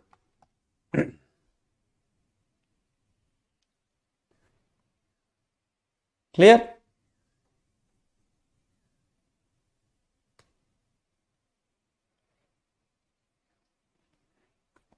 Question number 23. A hard disk has X sectors per track, 8 recording surfaces. Address is given as CHS. If the address 52040 corresponds to sector number 1000, then what would be X?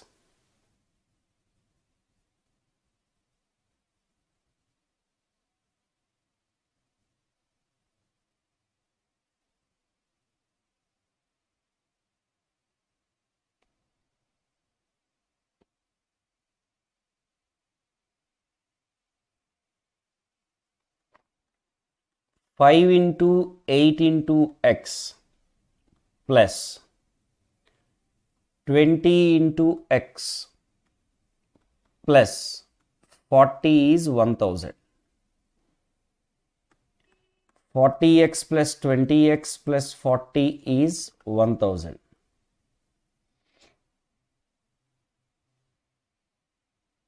$60x is equal to 960, x is equal to 16, but if you see the sector number is 40 only,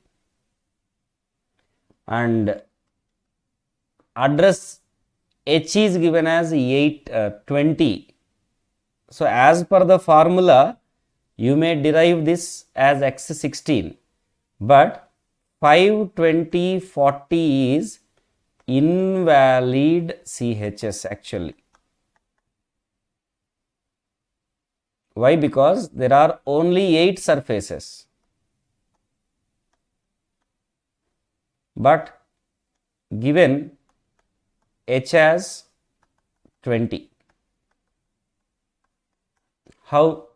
For 8 surfaces, 20, surface number 20 possible. Similarly, if you got 16 sectors per track, but here S is 40. Okay, as you know the formula, you may derive it as 16, but please do mind this. Okay. On side by this analysis also, this reminder also should be there for you. This understanding also should be there for you. Just as per the given data, you could solve X as 16, but actually the given address is invalid address. I think I am clear in this. Okay.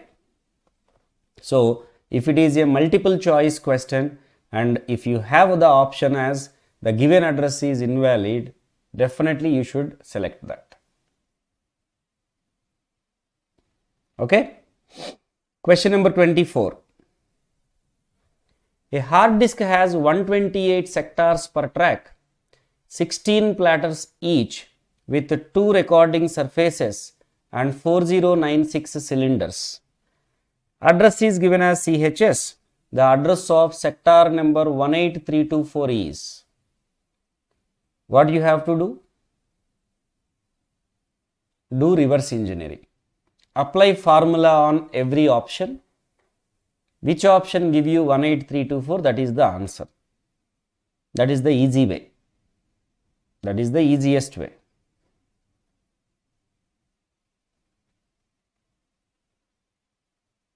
Okay. So this is 4 into 32 into 128 plus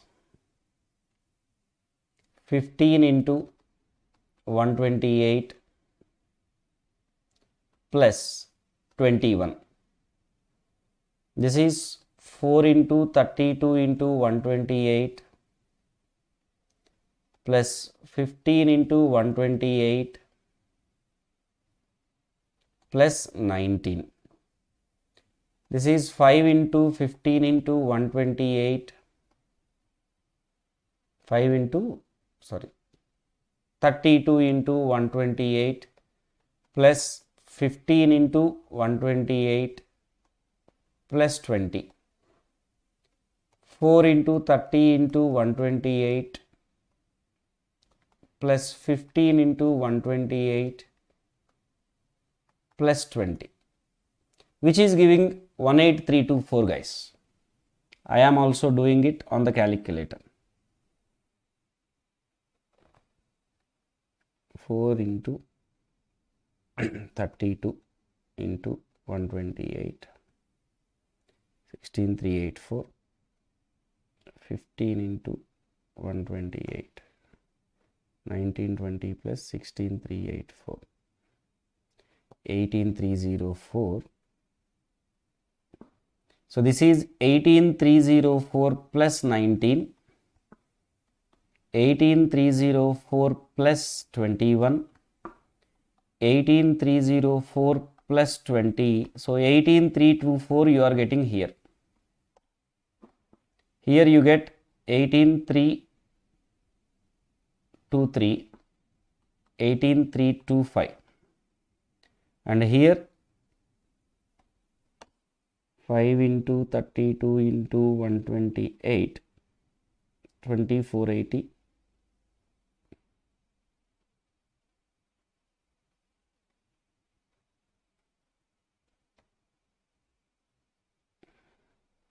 This you are getting 22,420. So definitely option D is the right answer. Don't waste much time in following the standard procedure for this, because that takes even more time than checking all these options. This is so applying the formula on every option, which option gives you the given sector number, that is the correct CHS. That is the easiest way. So just follow that.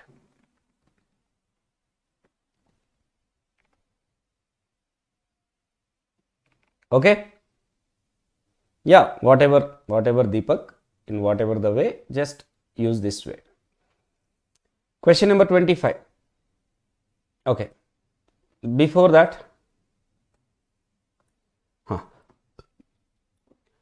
let me remind you guys, our Rakesh sir is coming with exclusive general aptitude session where complete 15 marks you can gain in just 15 hours. Very soon, Rakesh sir will come up with this exclusive general aptitude marathon. Stay tuned. It would be very soon, guys. In 2-3 days, you will be knowing when and on what date and what time. Okay? And Ankit sir and Rakesh sir coming together to strengthen your mathematics with non-stop mathematics marathon. With nothing is impossible. Even every year they are doing it. Last year also it was very, very helpful for many students, thousands of students. So it would be definitely helpful even for you guys. In 2 days, complete mathematics would be revised with practice. So without fail, join this. Stay tuned for the update about date and time. Chalo.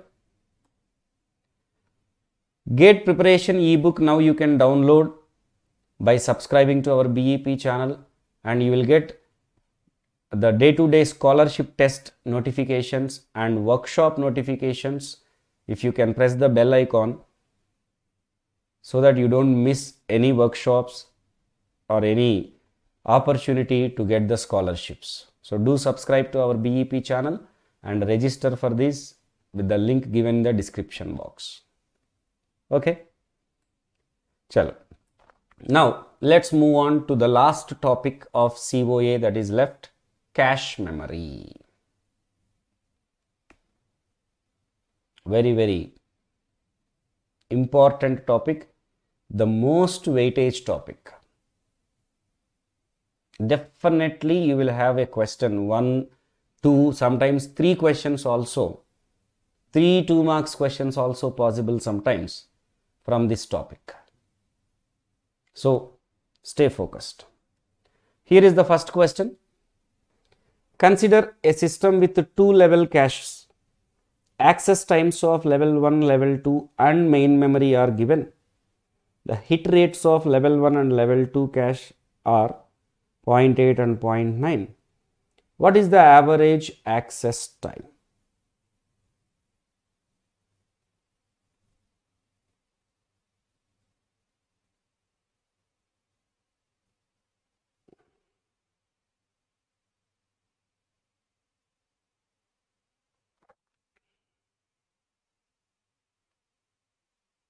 Hurry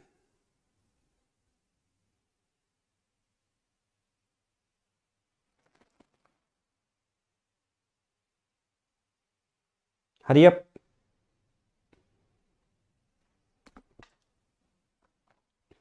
What is the average access time? If it is H with level 1, what is the time taken for it? If it is miss with level 1, it may be hit with level 2, then the time is T2, or it may be miss with even level 2, then time is T3. So H1 is given as 0.8 into T1 is 1 plus 0.2 into 0.9 into T2 is 10 plus 0.1 into 500. This is 0.8 plus 0.2 into 9 plus 50. 0.8 plus 0.2 into 59. 0.8 plus 11.8, 12.6 nanoseconds. Yes, option C is the right answer. Deepak, default access is direct access. Sorry, direct access you have to follow, not the hierarchical access, because cache and main memory has the direct access to CPU, and that to 2-level cache memory we have. So definitely 2-level cache can directly forward the data to CPU. Even as per the key, 12.6 would be correct. It's a PYQ, by the way. Okay. Question number 26. In a cache organized memory, there are 30% of compulsory miss, 10% capacity miss, 12% conflict miss. If the cache is fully associative, find the average access time. TC equal to 10 nanoseconds, TM equal to 100. Here hierarchical you have to follow.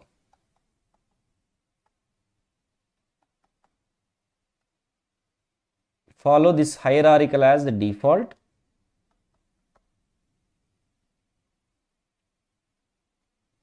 So with the hierarchical, H1, H into T1 plus 1 minus H into T1 plus T2. Now what is H? Total misses are, or miss ratio is 30 plus 10, 40 plus 12, 52%. But we know it is given fully associative.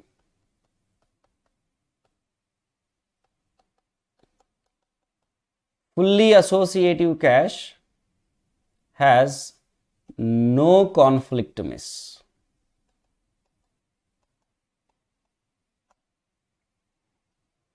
So for this cache, so for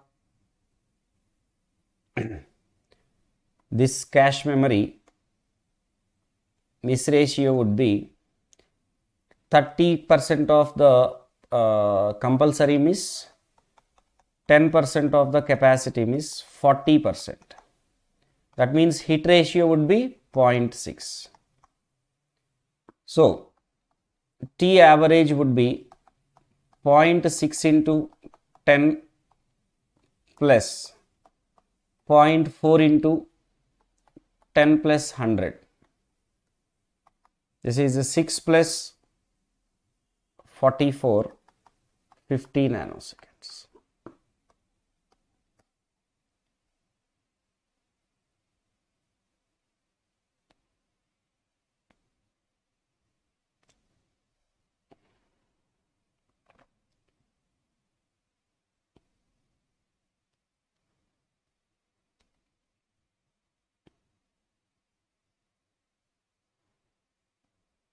Okay.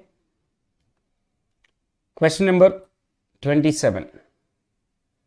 Consider a direct mapped cache of size 32 kilobyte with a line size of 32 words, word size 32 bits. CPU generates 32-bit address, all are 32. The number of bits in the tag, line and word fields respectively.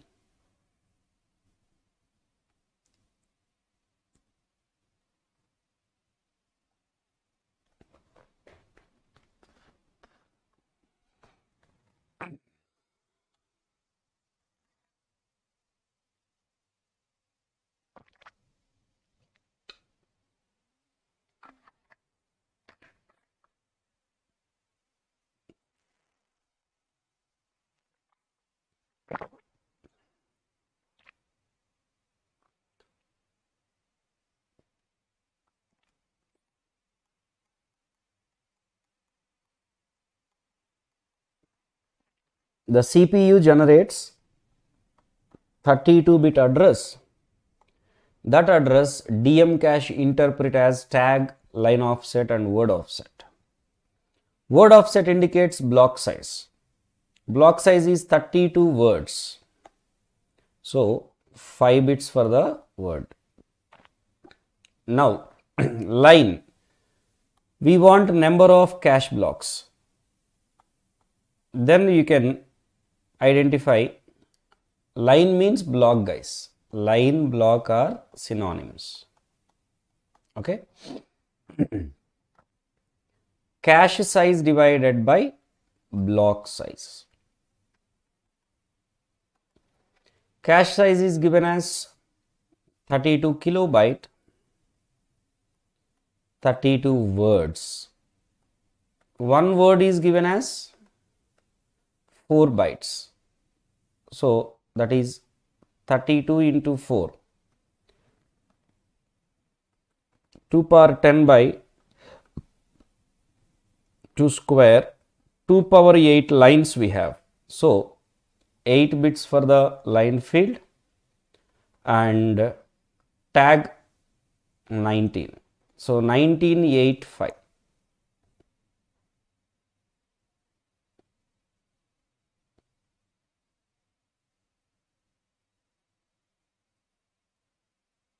Aryan. Okay.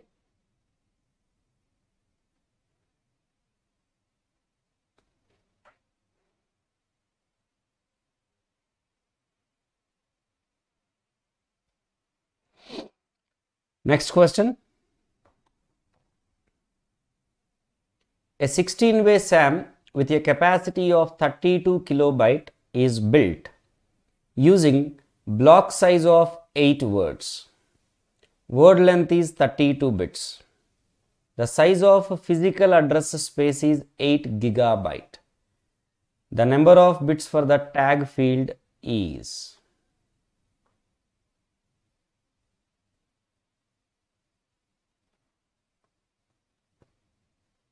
It's a set associative cache.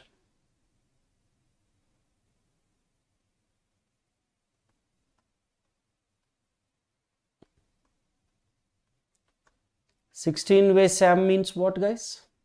There are 16 blocks per set. That is the meaning. Right? Total blocks are cache size by block size. So that is 32 kilobyte divided by 8 into 1 word is 4 bytes. So we have total 2 power 10 cache blocks.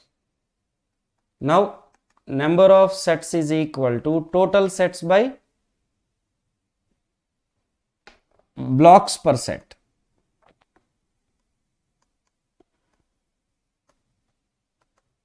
That is 2 power 6. So 6 bits per set field.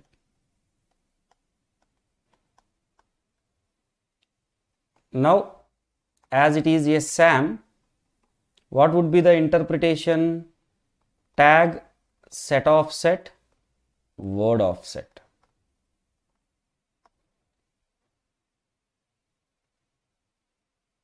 Now given the physical address space is 8 gigabyte. So total number of words in main memory would be 8 gigabyte divided by word size 4 byte. 2 power 31. So 31 bit address would be there for every word. Block size is 8 words, so 3 bits. Set offset we got 6 bits. So remaining 22 bits for the tag. So what is the answer? We want number of bits for the tag means 22.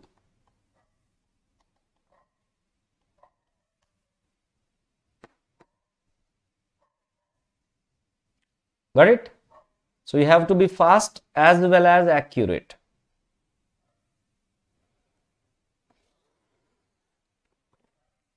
Let's proceed to question number 29. Shall we? Deepak, Aryan, all the others.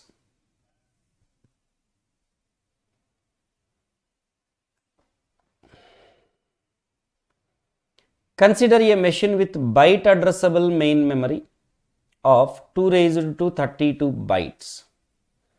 Block size 16 bytes and direct mapped cache having 2 power 16 cache lines. The tag field in the main memory address.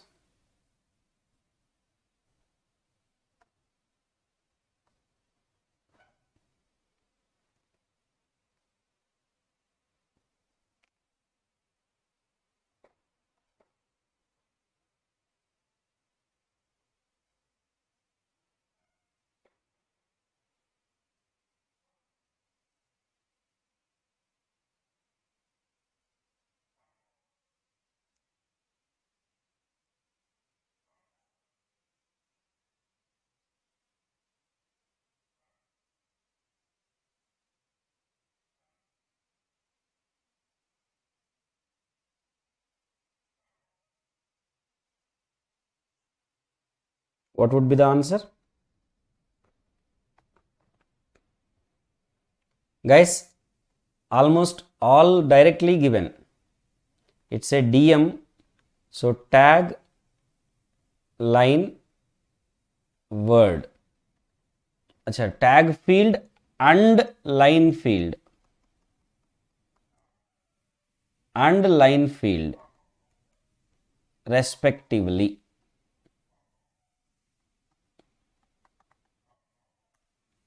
Okay.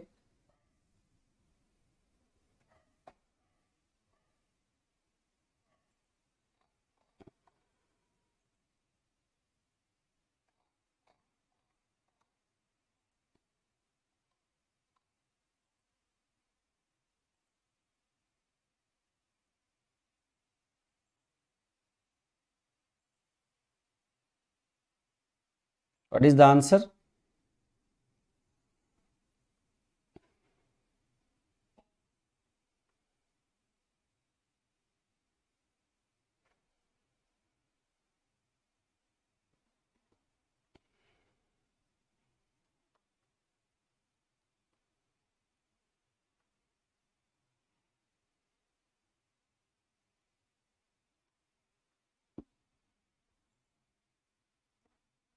Option C.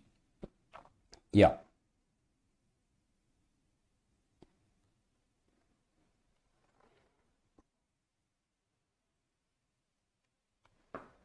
As it is a direct mapped cache,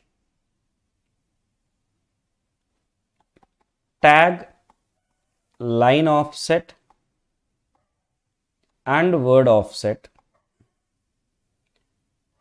Byte addressable with 2 power 32 bytes means total it is 32 bit address.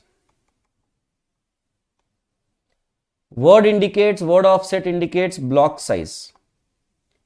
How many bytes in a block? 16 bytes, so 4 bits. Given there are total 2 power 16 cache lines, so 16 bits. Remaining 12 bits would be for the tag. So in the given memory address, EFE 12 bits represent the tag, 201C represent the line offset, and F represents word offset. So I want tag and line offset, so EFE 201C. Okay. Question number 30.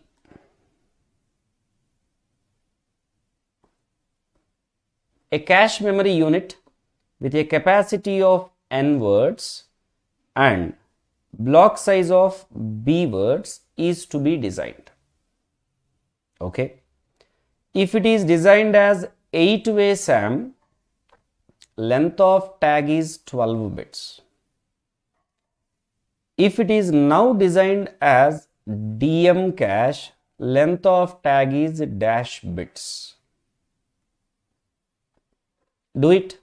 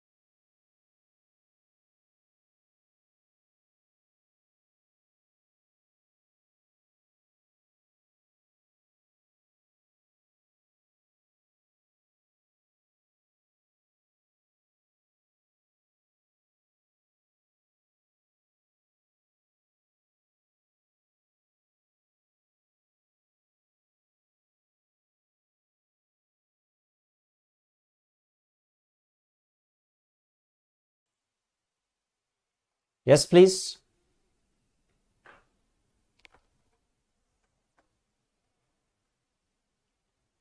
Fine. We have two configurations here, SAM, DM. In the set associative mapped cache, the interpretation is tag, set offset, word offset. In the direct mapped cache, interpretation is tag, line offset, word offset. In both, address would be same, address length would be same. That means tag and set offset length, these bits length should be same. Number of bits should be same, right? It is given in the set associative mapped cache, tag length is 12 bits,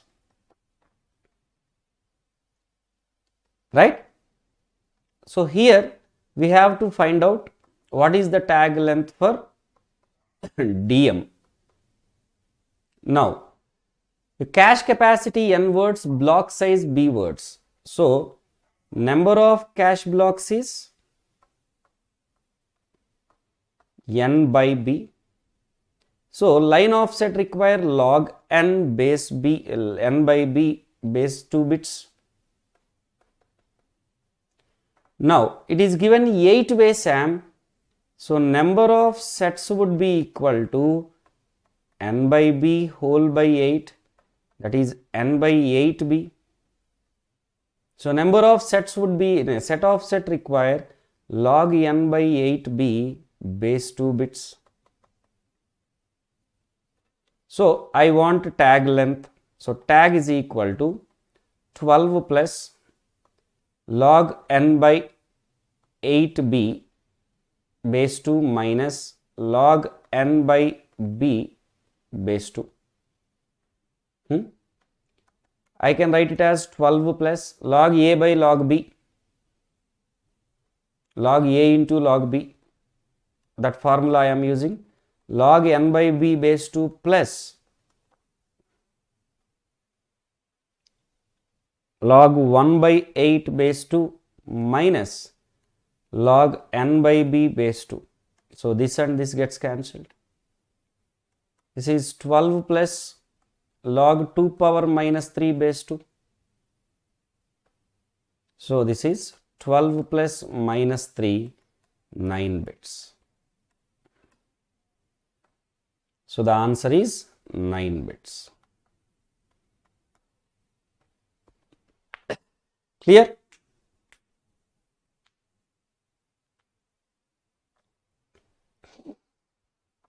Question number 31. Identify false statement or statements from below. Mapping technique is given. Conflict misses are given. Hit latency is given. Identify the false statement or statements.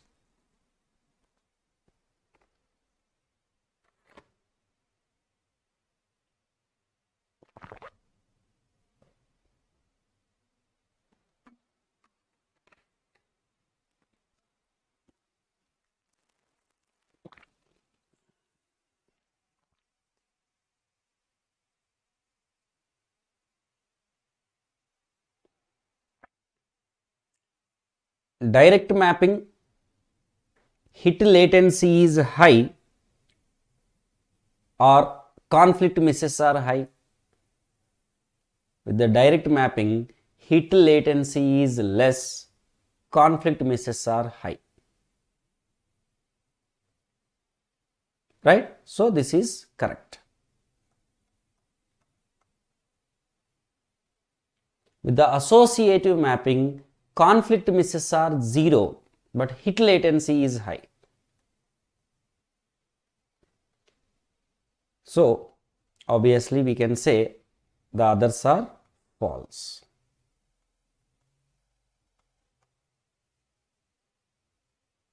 So, I want the false statements.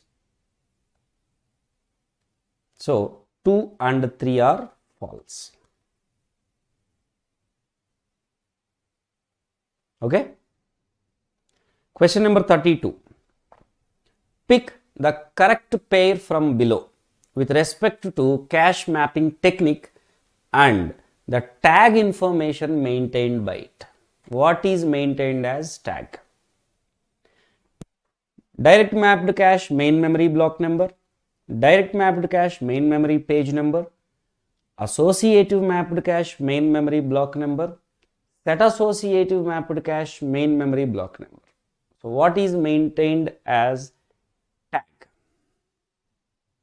by the controller?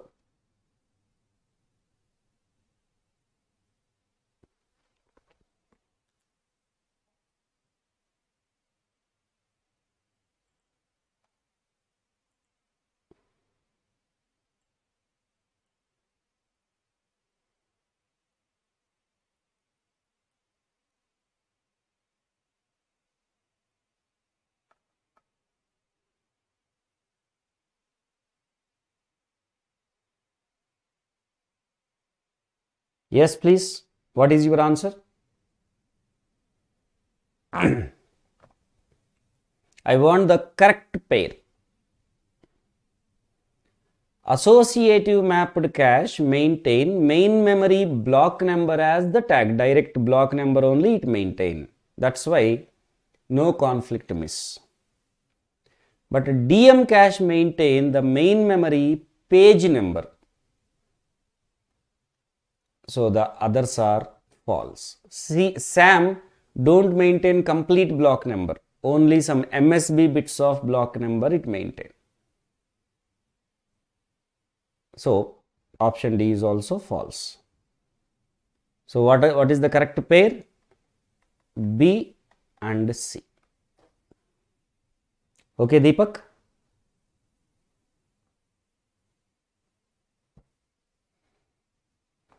Question number 33.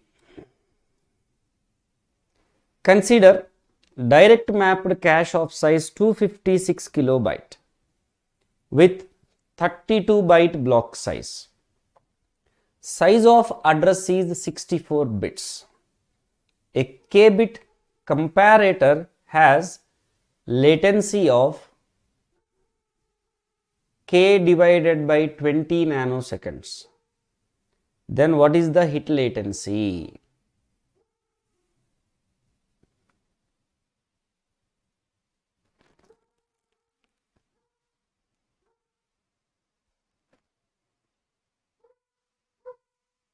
Yes, please.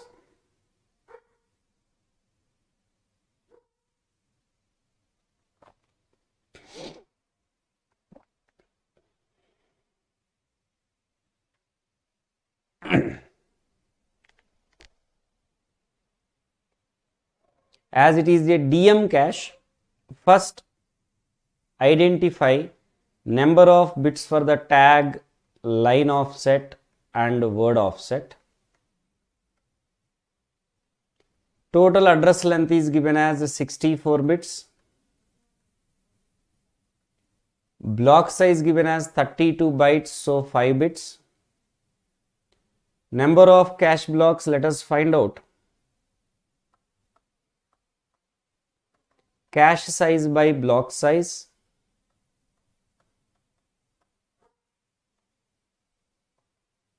Two raised to 13. So 13 bits for the line field. Remaining 13 plus 5, 18 gone. 18 means 46 bits for the tag field. We know tag is what called as comparator, because with the tag only we compare to identify hit or miss. So if the tag length is k bit, k by 20 nanosecond is the hit latency. So hit latency is equal to 46 by 20, 2.3 nanoseconds.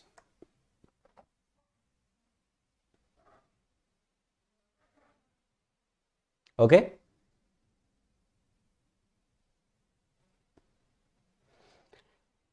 Question number 34. A CPU has 64 kilobyte DM cache with a 32 byte block size. Suppose A is a two-dimensional array of size 16 by 16 with elements that occupy 4 bytes each. Consider the following C code segment. The number of cache misses experienced by the above program segment is.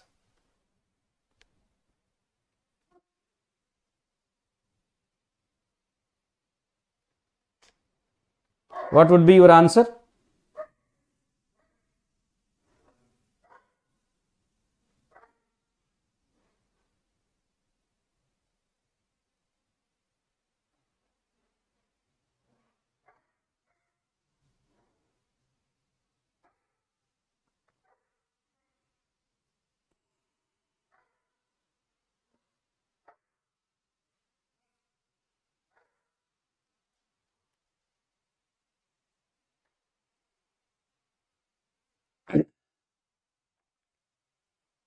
Given DM cache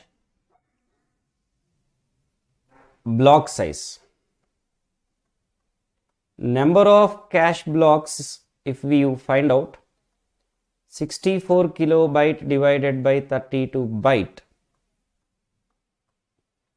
2 raised to 11 cache blocks we have. In this cache we want to store array A, right? Now, how many elements you can keep in the block? Number of elements per block equal to, block size is 32 bytes, one element size 4 bytes, 8 elements you can keep, right? Now, for array we have to count the misses for array. Okay, here X is variable X is in CPU registers.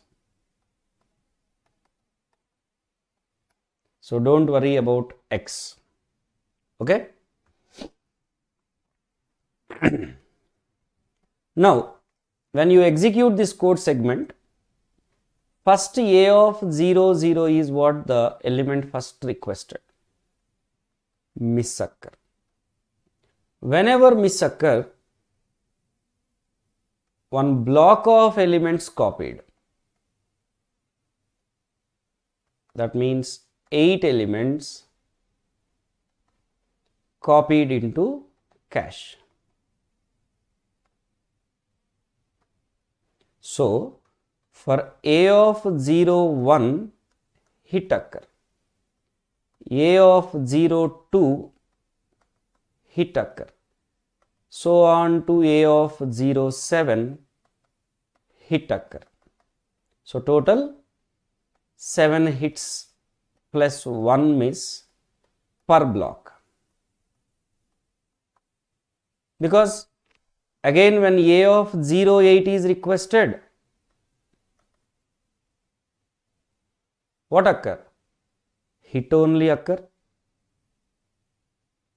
Miss only occur. Then copy that block. In this way we copy, right? But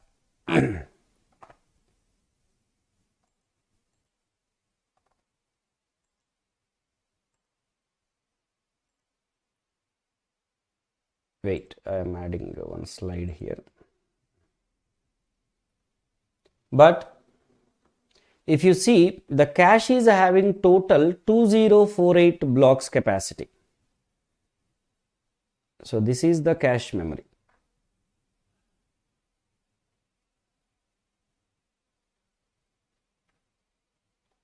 This is the cache memory. It is having total 2048 blocks.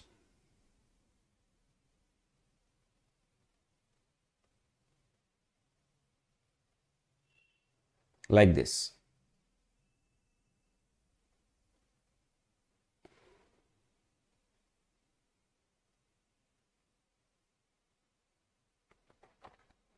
Zero to 2047.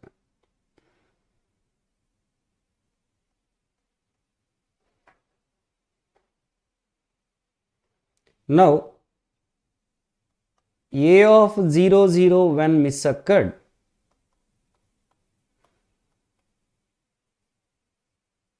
you copied 0, 1, 0, 2, so on to 0, 7. A of 0, 8 when miss occurred, you copied 7 more elements, means 0, 9 to 0, 15. In this way, array require how many blocks?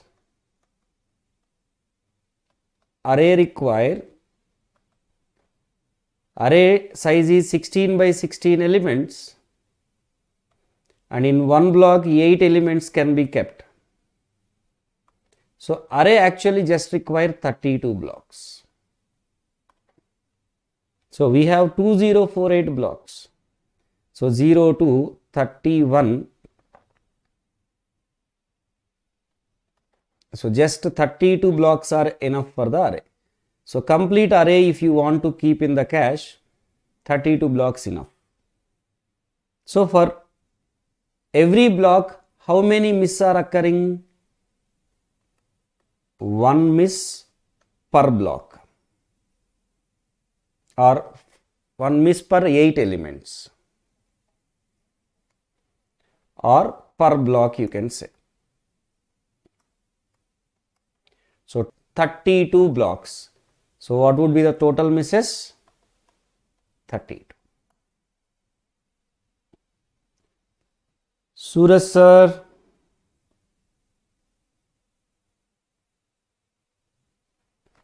Welcome to the session. My dear friend, my favorite Suraj sir. Thank you so much for joining the session, sir. Sir ji, please do like the session. Okay. Let's proceed to question number 35.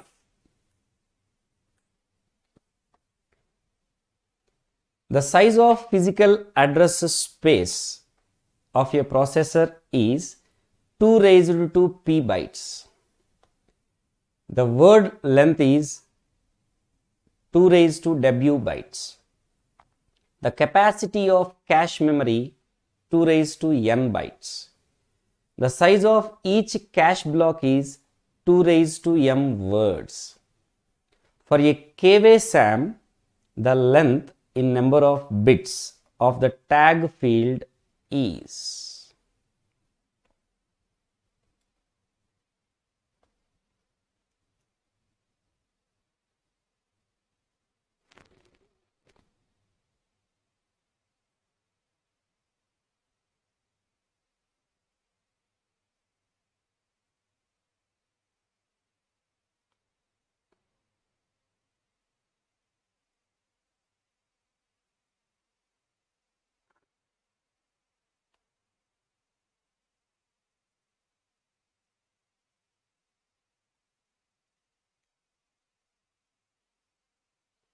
Yes, please. We have main memory size as 2 raised to p bytes, but by default the memory would be what addressable? Word addressable. Please remember this. By default, memory is word addressable. When one word is equal to 1 byte, there is no difference in word addressable, byte addressable. But not always, right? So default addressing scheme would be word addressing. So if you need to know the address length, first you should know number of words in main memory, total number of words. Main memory means physical address space. How many words in main memory? 2 raised to p bytes are there in the main memory. One word has 2 raised to w bytes. Main memory size by word size. So 2 raised to p minus w words we have. That indicates p minus w bit address for each word, right?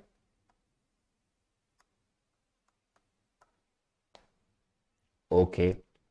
This address is interpreted as tag, set offset, word offset, because it is a SAM, set associative cache memory.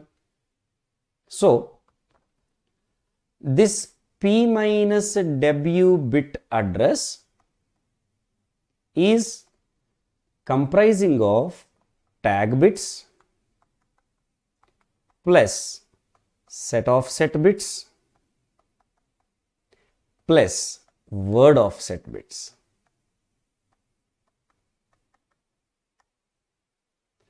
right? Chalo. Now, if you want set of set bits, first you should find out number of sets. If you want number of sets, first you want number of cache blocks. Number of cache blocks, how do you get? Cache size by block size. Cache size is given as 2 power n bytes. Block size is given as 2 power m words, right? So 2 power n bytes, 2 power m words. One word is 2 power w bytes. One word is 2 power w bytes. So this is 2 raised to n bytes by 2 raised to m into 2 raised to w bytes. So I can say it as 2 raised to n divided by 2 raised to m plus w. 2 raised to n minus of m plus w. That is 2 raised to n minus m minus w blocks we have. Total blocks are these, right? So now I want number of sets. Total blocks by blocks per set. 2 raised to n minus m minus w by blocks per set. It is given k way sam. So k. That indicates set of set would be of log 2 raised to n minus m minus w divided by k bits, right? So now we have p minus w bits is equal to tag bits plus set of set bits we just calculated, log 2 raised to n minus m minus w divided by k base 2 plus word offset block size. What is block size in number of words? 2 power m words. So m bits. Now let us expand. P minus w is equal to tag bits plus log a divided by log b, log a minus log b. So log of 2 raised to n minus m minus w base 2 minus log k base 2 plus m. Now log 2 power x base 2 x. So this is p minus w equal to tag bits plus n minus m minus w minus log k base 2 plus m. So mm gets cancelled, minus w minus w. So finally what would be tag?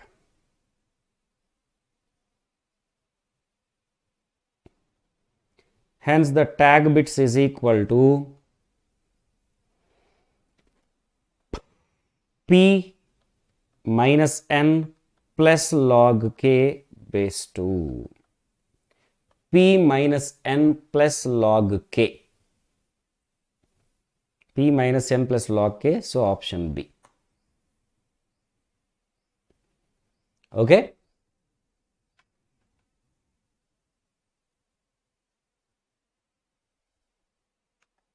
Okay, everyone.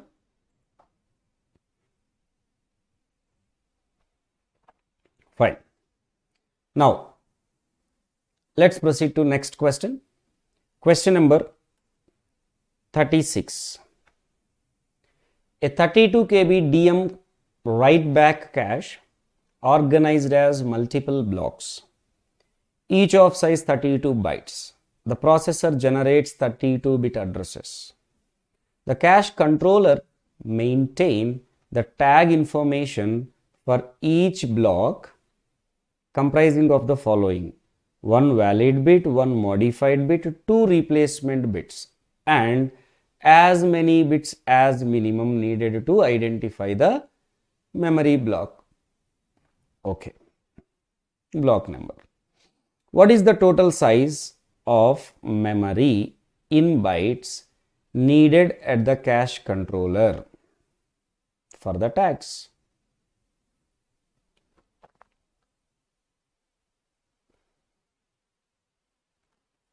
What would be your answer, dear friends?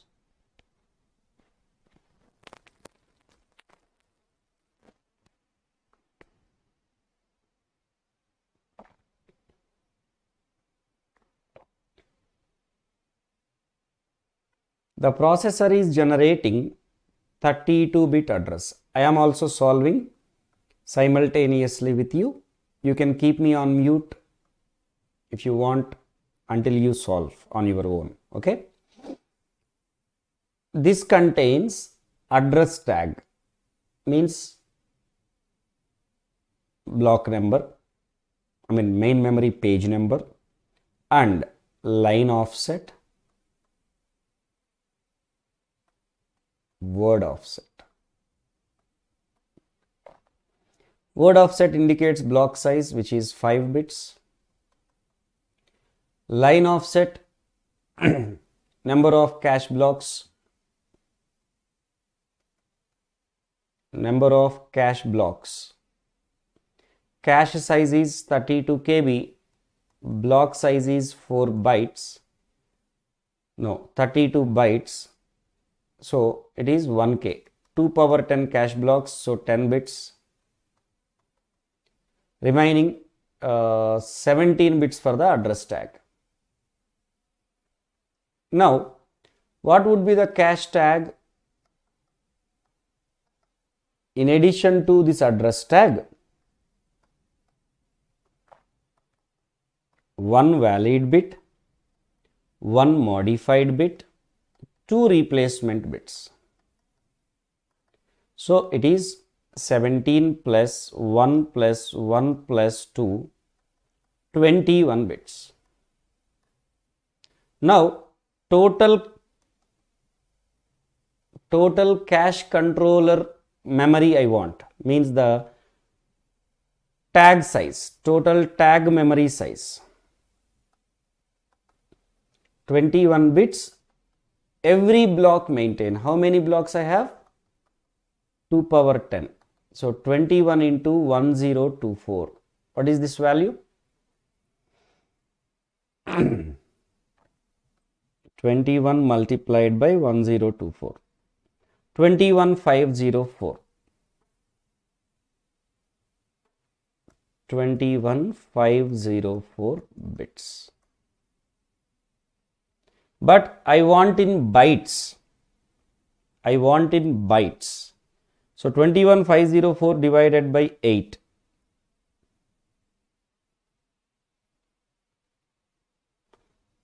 $21,504 divided by 8. Okay.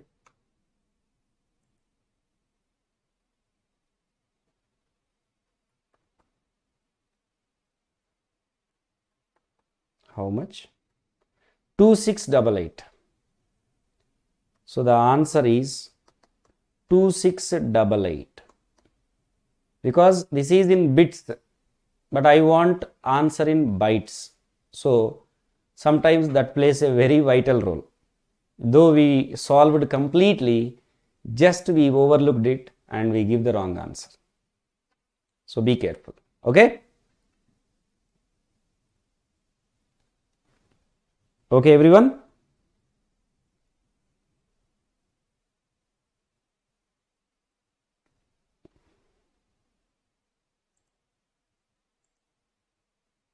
Please do respond.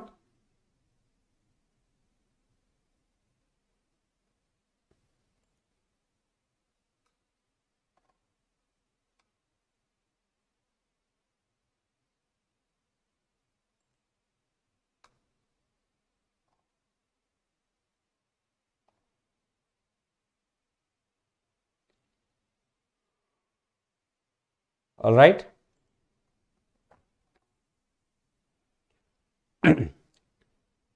Next, question number 37. Consider a four-way SAM with 256 blocks and uses LRU policy. Initially, the cache is empty. The following sequence of accesses to memory blocks is repeated 2 times. The number of conflict misses experienced by the cache. First time accessed is compulsory miss.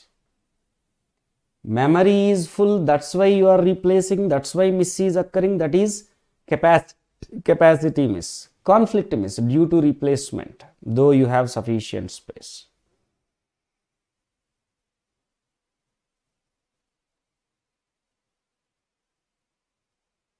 See, 0, 128, 256, first time you are requesting, miss occur.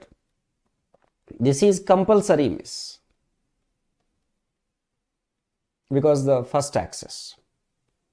If you see, we have in every set there are 4 blocks. That is what four-way SAM means.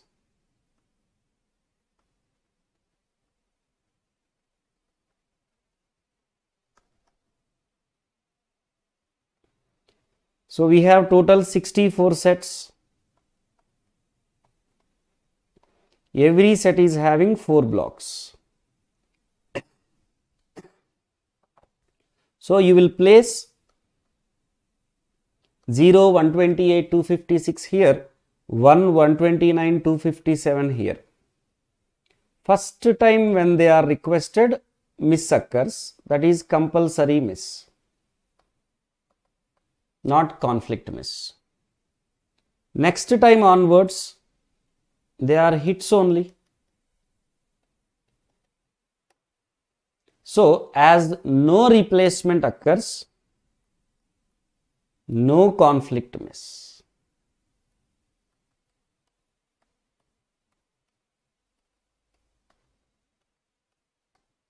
So, how many conflict misses are occurring by this?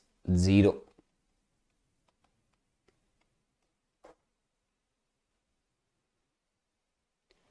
Clear?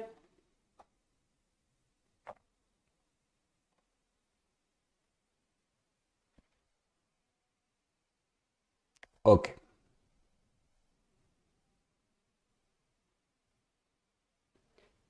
Next question. If the associativity of a processor cache is modified while keeping the capacity and block size unchanged, which one of the following is guaranteed to be affected? What is your answer, guys?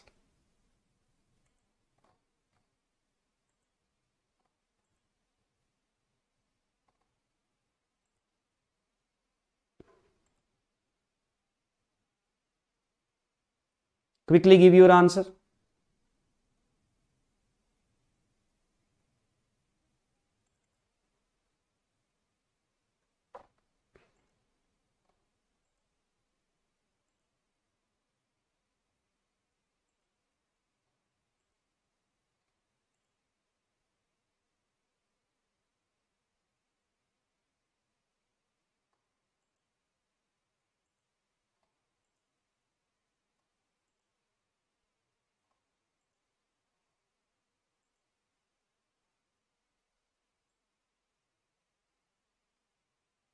What would be your answer, please?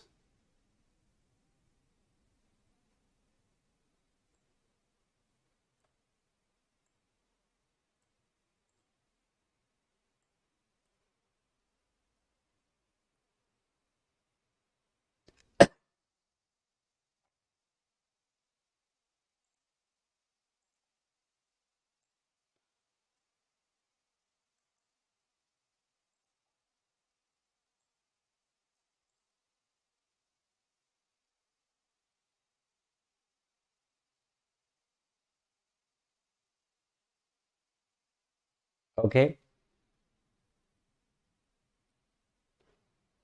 Associativity is modified. When associativity modified, set index will be affected. When the set index affect, tag would be affected. And For a if it is a two-way SAM,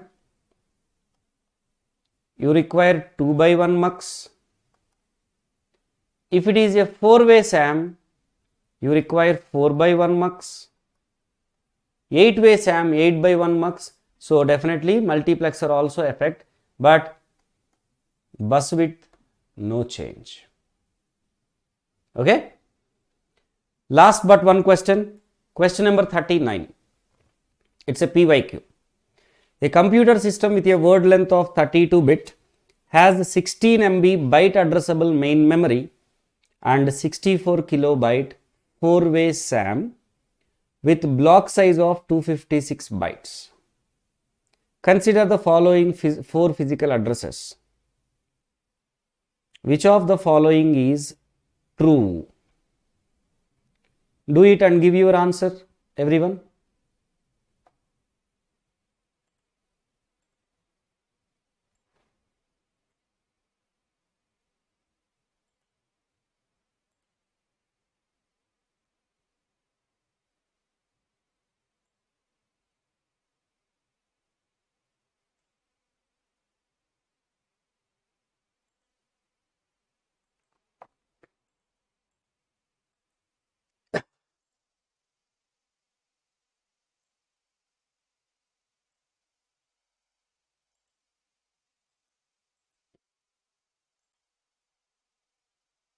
Give your answer.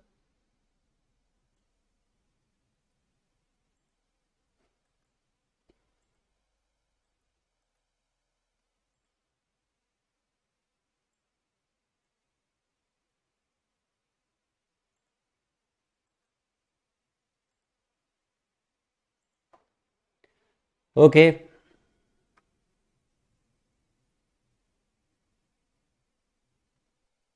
Let me solve.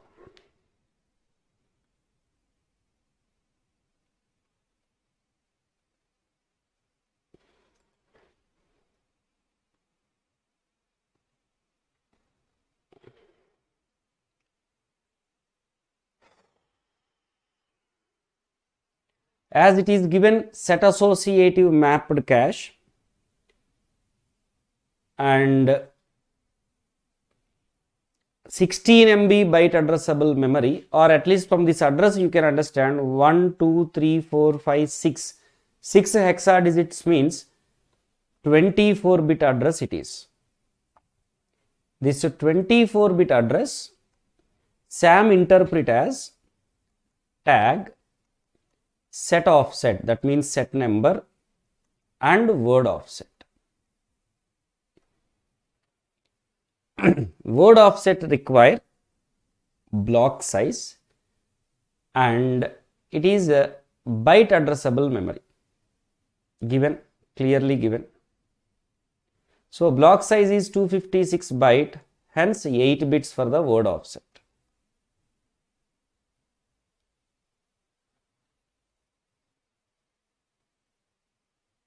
Okay. Now set offset. First find out number of cache blocks.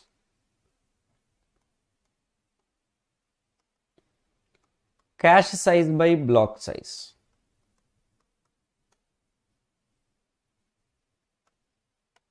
Two power 8 cache blocks. Now find out number of sets. 2 raised to 8 divided by 4. 2 raised to 6 sets. So 6 bits represent set offset.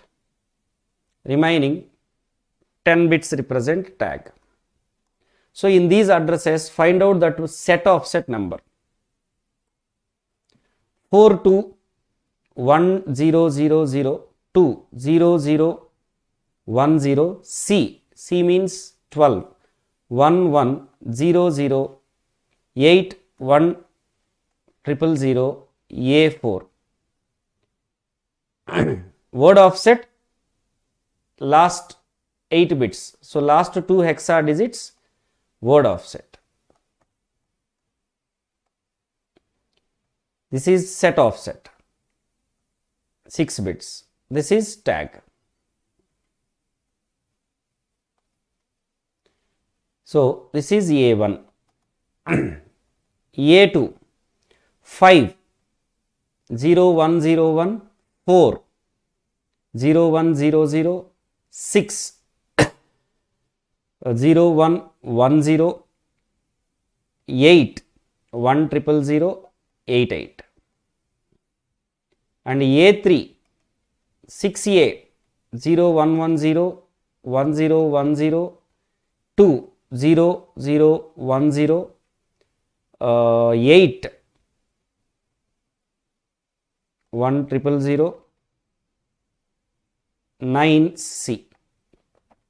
And A4, 5, 0, 1, 0, 1, E, 1, 1, 1, 0, 4, 1, 0, sorry,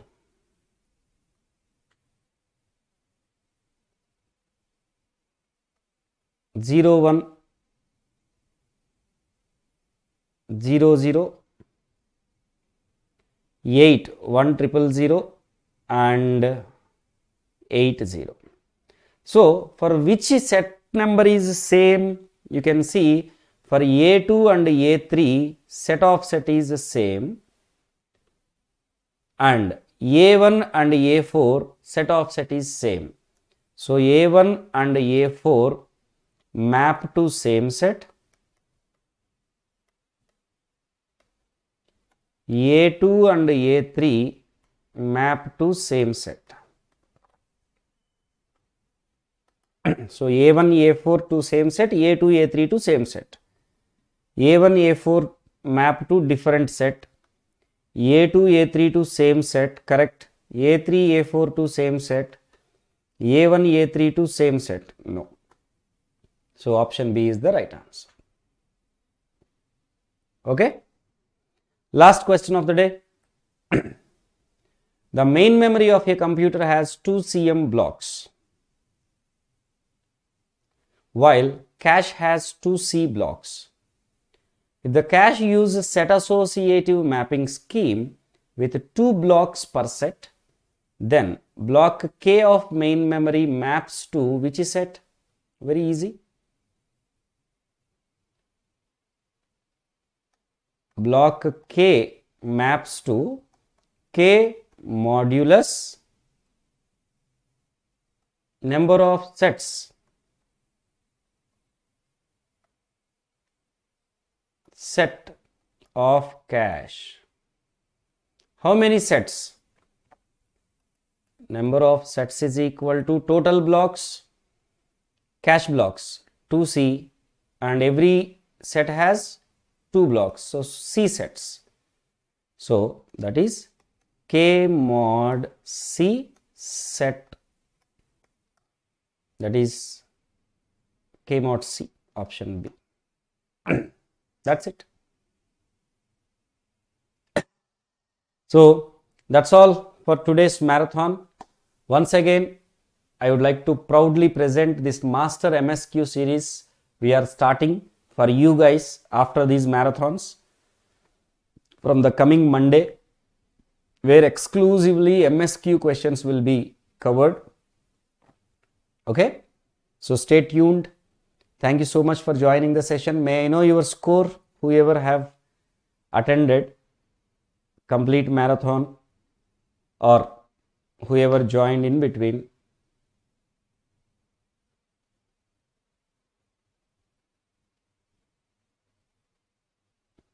In A1,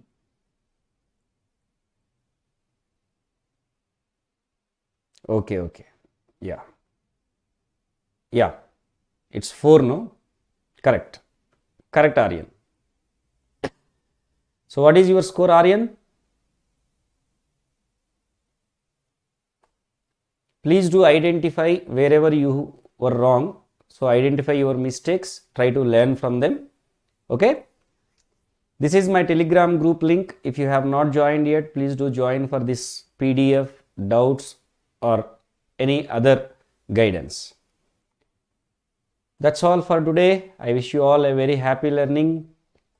Keep learning, keep growing, guys. Don't forget to like the session, share and subscribe to our BEP channel. Thank you all. See you in the next session. Till then, have a great time. Take care. Bye-bye. Thank you.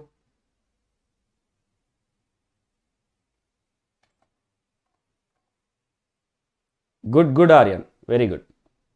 Keep it up.